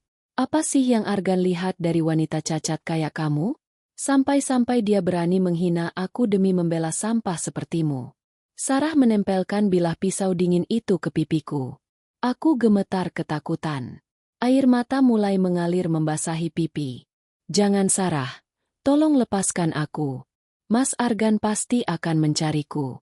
Oh, tentu saja dia akan mencarimu. Itu yang kami tunggu. Suara berat seorang pria muncul dari balik bayangan di sudut ruangan. Seorang pria parubaya bertubuh gempal dengan setelan jas mahal namun terlihat kusut melangkah maju. Wajahnya garang dengan bekas luka bakar samar di leher kirinya. Tatapannya penuh kebencian yang mendalam. Aku belum pernah bertemu dengannya. Tapi dari cerita Argan, aku tahu siapa dia. Braho, musuh bisnis Argan. Jadi ini kelemahan si Argan yang sombong itu, kata Brahio sambil mengamatiku seperti mengamati tikus percobaan. Ternyata seleranya rendah juga. Wanita lumpuh. Apa mau Anda, Tuan Bramantio? Tanya memberanikan diri meski suaraku bergetar. Bramantio menyeringai. Aku mau Argan hancur. 10 tahun lalu, dia menghancurkan pabrik kimiaku dan membuatku rugi ratusan miliar. Hari ini aku akan mengambil nyawanya. Tapi sebelum itu, aku ingin melihat dia menderita. Aku ingin melihat dia memohon-mohon di kakiku sambil melihat istri tercintanya ini meregang nyawa pelan-pelan. Braho memberi kode pada Sarah. Hubungi dia. Sarah mengangguk antusias. Dia mengeluarkan ponsel pintarnya lalu melakukan panggilan video ke nomor Argan. Ponsel itu diletakkan di atas tripod tepat di depan wajahku. Disinari lampu sorot agar wajah ketakutanku terlihat jelas. Tut tut tut. Hanya 2 kali dering. Panggilan itu langsung diangkat. Wajah Argan muncul di layar ponsel Sarah. Wajahnya terlihat panik. Keringat membasahi keningnya. Dia sedang berada di dalam mobil yang melaju kencang. Alina! Teriak Argan begitu melihat wajahku di layar. Alina, kamu di mana, sayang? Kamu terluka. Mas Argan, teriakku sambil menangis. Mas, tolong aku. Braantio langsung masuk ke dalam frame kamera, berdiri di belakangku sambil memegang bahuku kasar. Halo Argan, lama tidak jumpa. Sapa Bramantio dengan nada mengejek. Wajah Argan berubah menjadi merah pada menahan amarah yang meledak. Urat lehernya menonjol keluar. Bramantio, Teis Argan. Suaranya rendah menggeram. Seperti singa yang terluka. Jika sehelai rambut istriku jatuh, aku bersumpah akan mencincangmu hidup-hidup. Wow, takut sekali aku. Tawa Bramantio. Dengar Argan, istrimu ada di gudang semen tua di Citrep. Aku beri kau waktu 1 jam untuk datang ke sini sendirian. Jangan bawa polisi. Jangan bawa pengawal. Kalau kau melanggar atau kau terlambat 1 menit saja. Brahio mengeluarkan pistol dari balik jasnya, lalu menempelkan moncong pistol itu ke pelipisku. Dor. Kepala istrimu yang cantik ini akan berlubang. Jen, teriak Argan histeris. Jangan sentuh dia. Aku akan datang. Aku akan berikan apapun yang kau minta. Perusahaanku, hartaku, ambil semuanya. Tapi jangan sakiti Alina. Braantio tertawa puas melihat musuh bebuyutannya mengemis. Manis sekali. Datanglah Argan dan siapkan wasiatmu. Klik. Sambungan diputus sepihak. Layar ponsel gelap.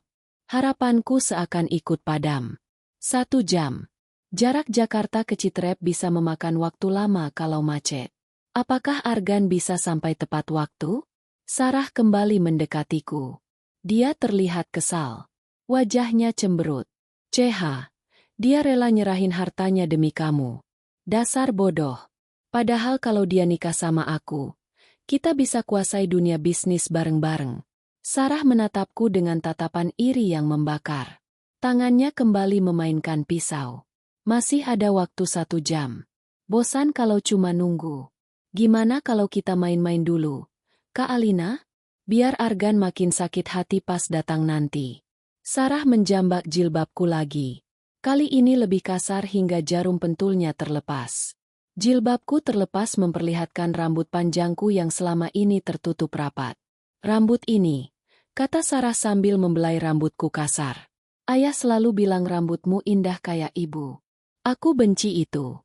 Tanpa peringatan, Sarah memotong segenggam besar rambutku dengan pisaunya. Jeritku kaget. Bukan karena sakit fisik, tapi karena rasa terhina. Mahkotaku dirusak. Sarah, hentikan. Kamu gila. Sarah tertawa makin keras. Dia terlihat menikmati penyiksaan ini. Dia bersiap memotong lagi. Kali ini mengarahkan pisaunya ke pipiku. Biar wajahmu ada codetnya. Biar Argan jijik. Aku memejamkan mata rapat-rapat. Mulutku tak henti-hentinya melafalkan asma Allah. Ya Allah, lindungi hamba. Ya Allah, kuatkan Mas Argan. Brahio hanya duduk menonton sambil merokok. Menikmati pertunjukan kejam itu. Dia tidak melarang Sarah. Baginya, semakin aku menderita, semakin hancur mental Argan. Tiba-tiba duer. Suara ledakan keras terdengar dari arah pintu gerbang gudang. Tanah yang kami pijak bergetar hebat. Debu rontok dari langit-langit. Sarah menjerit kaget menjatuhkan pisaunya. Ada apa itu? Teriak Bantio panik. Belum sempat preman-preman penjaga gudang memeriksa suara deru mesin mobil yang sangat kencang terdengar mendekat. Bukan suara mobil biasa. Itu suara mesin monster. Braa. Dinding seng di sisi kanan gudang jebol ditabrak oleh sebuah mobil SUV hitam berlapis baja. Mobil itu menerobos masuk ke dalam gudang, menabrak tumpukan peti kemas hingga berantakan. Mobil itu berhenti tepat 10 meter dari tempatku di sekap. Asap mengepul dari kap mesin mobil yang penyok. Pintu pengemudi terbuka. Sesosok pria keluar dari balik asap. Dia tidak memakai jas rapi lagi. Kemeja putihnya sudah digulung. Ada noda darah di lengannya. Wajahnya bukan lagi wajah malaikat yang lembut. Wajahnya adalah wajah dewa perang yang siap mencabut nyawa. Matanya merah menyala, menatap lurus ke arah Bramantio dan Sarah. Di tangan kanannya, dia memegang sebuah linggis besi panjang yang entah didapat dari mana. Di tangan kirinya, dia menyeret salah satu preman penjaga luar yang sudah babak belur tak sadarkan diri. Argan melempar tubuh preman itu ke kaki Bramantio. 1 menit, desis Argan. Suaranya menggema di seluruh gudang. Lebih menakutkan daripada suara ledakan tadi. Kau bilang 1 jam. Aku sampai dalam 20 menit. Bramantio mundur selangkah. Wajahnya pucat. Bah, bagaimana bisa kau sampai secepat itu dan mobil itu? Argan tidak menjawab. Dia melangkah maju pelan-pelan. Setiap langkah kakinya menimbulkan gema yang mencekam. Preman-preman sewaan Brahio yang berjumlah 5 orang langsung mengepung Argan, mengeluarkan golok dan rantai besi. Habisi dia, teriak Brahio panik. 5 preman itu menyerbu Argan bersamaan. Aku berteriak, Mas Argan, awas. Tapi detik berikutnya membuat mataku terbelalak. Aku lupa bahwa suamiku adalah pria yang pernah hidup keras di jalanan. Sebelum menjadi konglomerat. Dia bukan pria manja yang hanya bisa duduk di balik meja. Argan bergerak secepat kilat. Dia menangkis serangan golok preman pertama dengan linggis besinya. Terang. Bunyi besi beradu. Dengan gerakan memutar, Argan menendang lutut preman itu hingga terdengar bunyi krak patah tulang. Preman kedua menyerang dari belakang. Argan menunduk lalu menyikut perut lawannya dengan keras. Satu persatu preman itu tumbang di tangan Argan. Dia bertarung seperti orang kesurupan. Kemarahan memberinya kekuatan 10 kali lipat. Dia tidak peduli pukulan yang mengenai punggungnya. Matanya hanya tertuju padaku. Dalam waktu kurang dari 5 menit, 5 preman itu sudah terkapar mengerang kesakitan di lantai. Argan berdiri tegak di tengah-tengah tubuh mereka. Napasnya memburu. Darah segar mengalir dari pelipisnya yang tergores. Dia menatap Brahio yang kini gemetar memegang pistol dengan tangan berkeringat. Sarah sudah lari bersembunyi di balik drum minyak. Menangis ketakutan melihat kebrutalan Argan. Lepaskan istriku, ucap Argan dingin. Melangkah maju lagi. Jangan mendekat, teriak Brahio histeris. Dia mengarahkan pistolnya ke arahku lagi. Aku tembak dia. Aku tembak Dor. Suara tembakan meletus. Aku menjerit, memejamkan mata, menunggu rasa sakit menembus tubuhku. Tapi rasa sakit itu tidak datang. Hening. Aku membuka mata perlahan. Pemandangan di depanku membuat jantungku berhenti berdetak. Argan berdiri kaku sekitar 2 m di depanku. Dia merentangkan kedua tangannya lebar-lebar. Di dada kirinya, kemeja putihnya mulai memerah. Darah segar merembes keluar dengan cepat. Dia menjadikan badannya sendiri sebagai tameng. Dia melompat tepat saat Brahio menarik pelatuk, membiarkan peluru itu menembus dadanya demi melindungiku. "Mas Argan!" teriakku histeris. Suaraku pecah memenuhi gudang. Argan terhuyung. Kakinya goyah. Dia jatuh berlutut. Darah mengucur deras dari mulutnya. Tapi dia tidak melihat lukanya. Dia menatapku. Tersenyum lemah. Kamu tidak apa-apakan, Alina?" Bisiknya terbata-bata. Braantio tertawa gila melihat Argan jatuh. "Mampus kau." Akhirnya sang raja mati juga. Braho bersiap menembak lagi untuk memastikan kematian Argan. Namun di saat kritis itu, sirene polisi meraung-raung dari luar. Puluhan lampu merah biru menyinari gudang. Pasukan Brimob bersenjata lengkap menyerbu masuk dari segala arah. "Angkat tangan. Jangan bergerak." Bramantio panik. Dia mencoba lari lewat pintu belakang. Tapi terlambat. 2 peluru karet polisi menghantam kakinya. Dia tersungkur dan langsung diringkus. Sarah yang bersembunyi juga diseret keluar sambil berteriak histeris memanggil ayah. Tapi aku tidak peduli pada mereka. Pikiranku hanya tertuju pada satu orang. Petugas polisi segera melepaskan ikatan tanganku. Begitu terlepas, aku tidak peduli kakiku lumpuh. Aku menjatuhkan diriku dari kursi, menyeret tubuhku di lantai yang kotor penuh debu dan darah, merayap menuju tubuh suamiku yang terbaring. "Mas Argan, Mas, bangun, jangan tinggalkan aku." Aku memangku kepala Argan di pahaku. Wajahnya pucat pasi, bibirnya membiru, napasnya tersendat-sendat. Terdengar bunyi grok yang mengerikan dari paru-parunya. "Jangan menangis, sayang," bisik Argan. Tangannya yang berlumuran darah berusaha menghapus air mataku. Tapi tenaganya sudah hilang. Tangan itu jatuh terkulai sebelum menyentuh pipiku. "Sapu tangan," bisiknya sangat pelan. Aku segera merogoh saku celananya, mengambil sapu tangan biru kusam yang penuh kenangan itu. Aku menekannya ke luka tembak di dadanya, berusaha menghentikan pendarahan yang tak kunjung berhenti. Sapu tangan biru itu seketika berubah warna menjadi merah pekat. "Bertahanlah, Mas. Ambulans datang. Kamu sudah janji mau jadi kakiku seumur hidup. Kamu gak boleh ingkar janji. Ya Allah, selamatkan dia. Ambil saja nyawaku sebagai gantinya." Argan tersenyum tipis. Matanya mulai meredup, kehilangan cahayanya. "Alhamdulillah, kamu selamat. Tugasku sudah selesai." Matanya terpejam perlahan. Napasnya berhenti. Tubuhnya yang tadi hangat perlahan mulai dingin dalam pelukanku. "Ah!" Jeritanku membelah langit citrep yang mendung. Aku memeluk tubuh kaku suamiku, mengguncang-guncangnya gila-gilaan. Tidak mungkin. Tidak mungkin kisah kami berakhir di sini.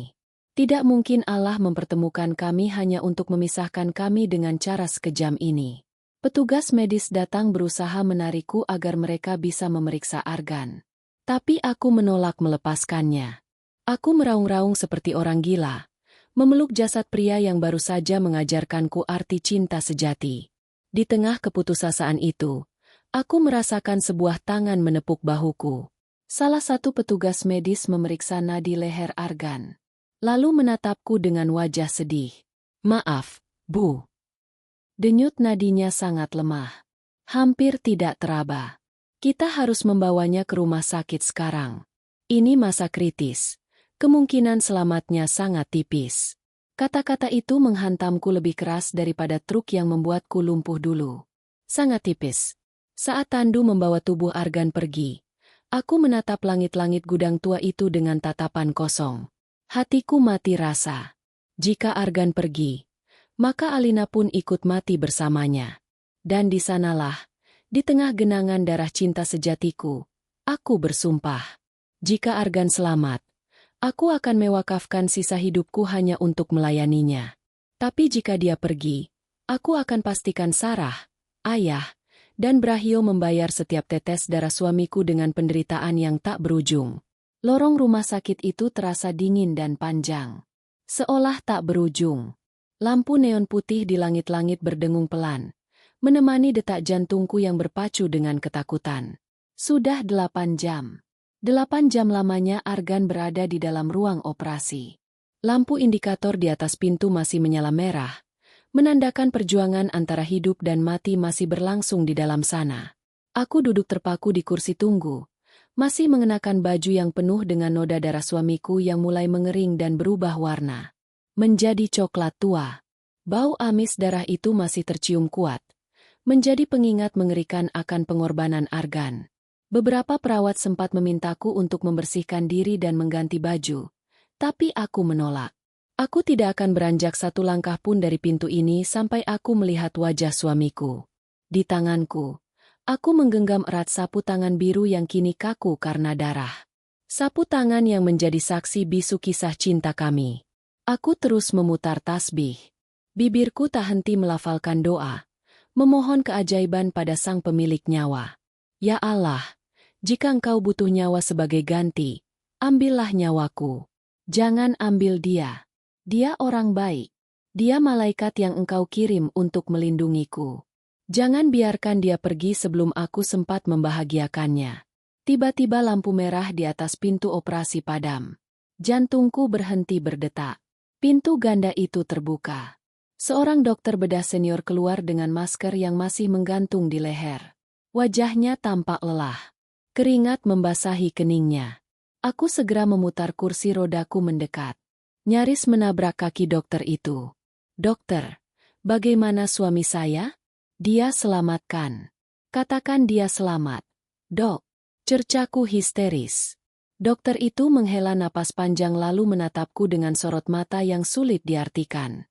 Dia melepas sarung tangan karetnya perlahan. Bu Alina, suami ibu adalah pejuang yang tangguh. Kalimat pembuka itu membuatku menahan napas. Peluru itu menembus rongga dada kiri, menghancurkan 2 tulang rusuk dan nyaris merobek serambi jantungnya. Pendarahannya sangat hebat. Sempat terjadi henti jantung 2 kali di meja operasi. Henti jantung. Kakiku lemas. Dunia serasa berputar. Tapi lanjut dokter itu cepat melihat wajahku yang memucat. Alhamdulillah keajaiban itu ada. Peluru itu meleset hanya 2 mm dari arteri utama. Kami berhasil mengangkat proyektilnya dan menghentikan pendarahan. Kondisinya saat ini kritis tapi stabil. Dia akan dipindahkan ke ruang ICU untuk pemantauan intensif selama 24 jam ke depan. Jika dia bisa melewati malam ini, insya Allah harapan hidupnya besar. Tangisku pecah seketika. Bukan tangis kesedihan, tapi tangis rasa syukur yang membuncah. Aku bersujud syukur di lantai rumah sakit yang dingin. Tidak peduli orang-orang melihatku. Terima kasih ya Allah. Terima kasih. Malam itu aku diizinkan masuk ke ruang ICU sebentar. Pemandangan di dalam sana menyayat hati. Tubuh gagah Argan kini terbaring lemah dikelilingi berbagai mesin penopang hidup. Selang ventilator terpasang di mulutnya. Kabel-kabel menempel di dadanya yang dibalut perban tebal. Wajahnya pucat pasi. Tak ada rona kehidupan. Aku mendekatkan kursi rodaku ke sisi ranjangnya. Kugenggam tangannya yang dingin dan kaku. Mas, bisikku di telinganya. Ini Alina. Aku di sini. Kamu harus bangun. Ya, kamu sudah janji mau jadi kakiku. Kalau kamu tidur terus, siapa yang gendong aku? Siapa yang suapin aku? Bangun. Mas. Jangan biarkan Sarah dan Brahio tertawa melihat kita kalah. Air mataku menetes jatuh ke punggung tangannya. Tiba-tiba aku merasakan gerakan sangat halus. Jari telunjuk Argan berkedut pelan. Monitor detak jantung berbunyi sedikit lebih cepat. Itu tanda dia mendengarku. Dia sedang berjuang untuk kembali padaku. 3 hari berlalu dalam ketegangan yang menyiksa. Akhirnya di pagi keempat saat adzan subuh berkumandang sayup-sayup dari kejauhan, Argan membuka matanya. Saat dokter melepas ventilatornya, kata pertama yang keluar dari bibir pucatnya bukanlah keluhan sakit, melainkan namaku Alina. Aku yang tertidur di kursi samping ranjang langsung terbangun. Mas Argan tersenyum sangat lemah. Suaranya parah dan nyaris tak terdengar. Kamu jelek sekali kalau nangis. Aku tertawa sambil menangis mencium tangannya berkali-kali. Biarin aku jelek. Yang penting kamu hidup. Kabar membaiknya kondisi Argan menjadi awal dari badai pembalasan bagi mereka yang telah menzalimi kami. Keadilan dunia mulai bekerja. Kasus penembakan dan penculikan ini menjadi berita nasional. Bramantio, sang dalang utama tidak bisa berkutik. Bukti rekaman CCTV di gudang dan kesaksian para preman yang tertangkap membuatnya terjerat pasal berlapis. Percobaan pembunuhan berencana, penculikan dan kepemilikan senjata api ilegal. Dia divonis hukuman mati oleh pengadilan 3 bulan kemudian. Bagaimana dengan Sarah dan ayah? Nasib mereka lebih menyedihkan daripada kematian. Sarah yang terbukti terlibat aktif dalam penculikan dan penyiksaan divonis 15 tahun penjara. Di dalam penjara, kecantikannya yang dulu dia banggakan menjadi kutukan. Wajahnya kusam, tubuhnya kurus kering karena depresi. Tidak ada lagi perawatan salon. Tidak ada lagi baju mahal. Dia sering berteriak-teriak sendiri memanggil namaku, memohon ampun, tapi nasi sudah menjadi bubur. Sedangkan ayah Karma datang dengan cara yang instan.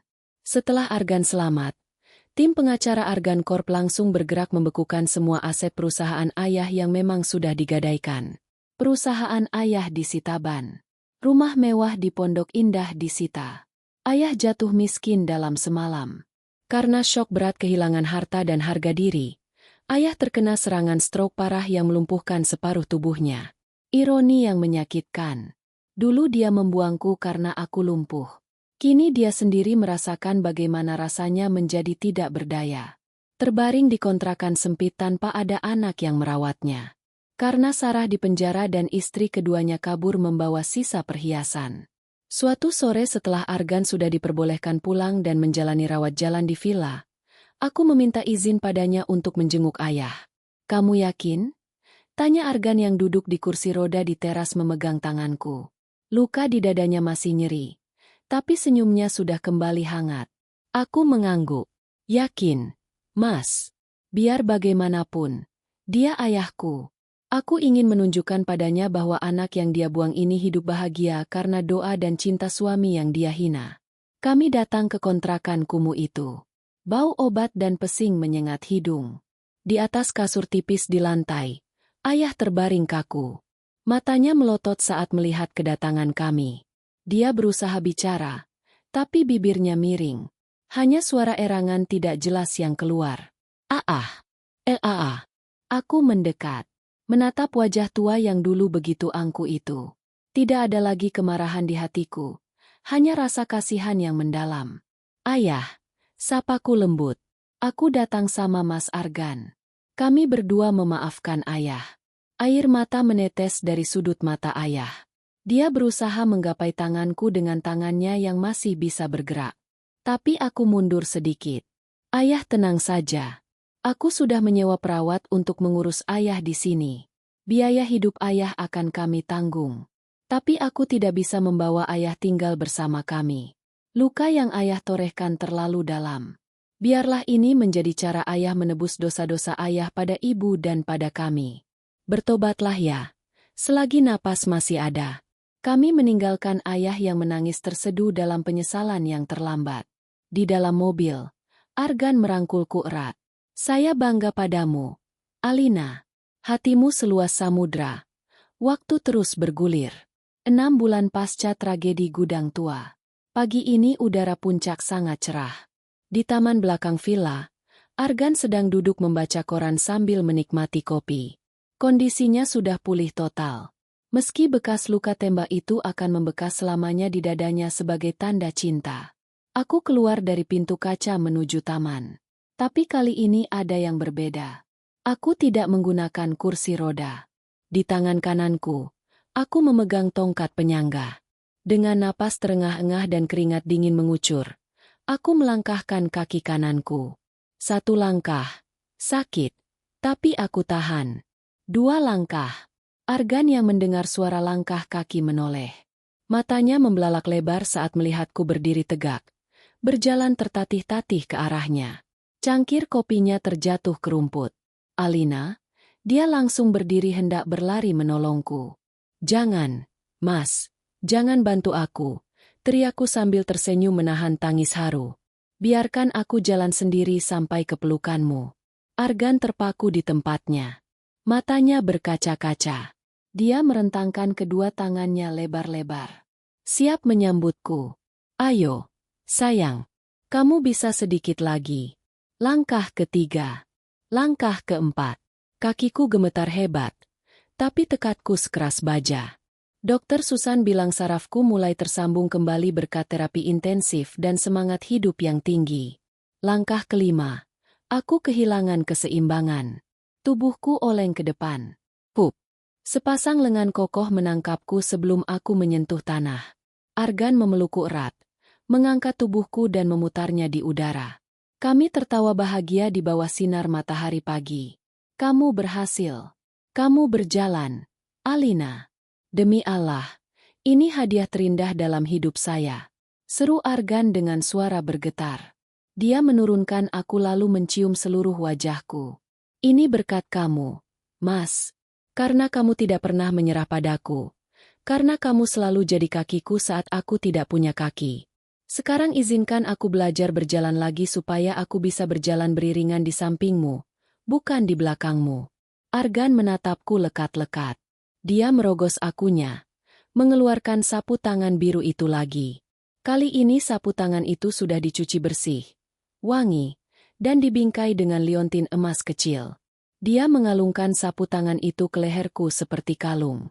Sapu tangan ini dulu menghapus darahku, lalu menghapus air matamu.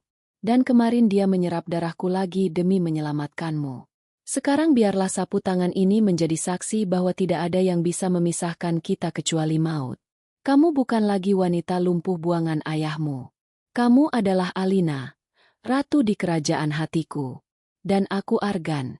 Akan selamanya menjadi hamba yang mencintaimu karena Allah. Aku memeluk lehernya erat, menyandarkan kepalaku di dadanya, mendengarkan detak jantungnya yang kuat dan teratur. Di kejauhan, Gunung Salak berdiri kokoh menjadi saksi. Badai telah berlalu. Monster yang ditakuti orang-orang itu ternyata adalah malaikat pelindungku. Dan aku sang putri tidur yang patah kini telah bangun dan siap melangkah menyongsong masa depan yang cerah bersama cinta sejatiku.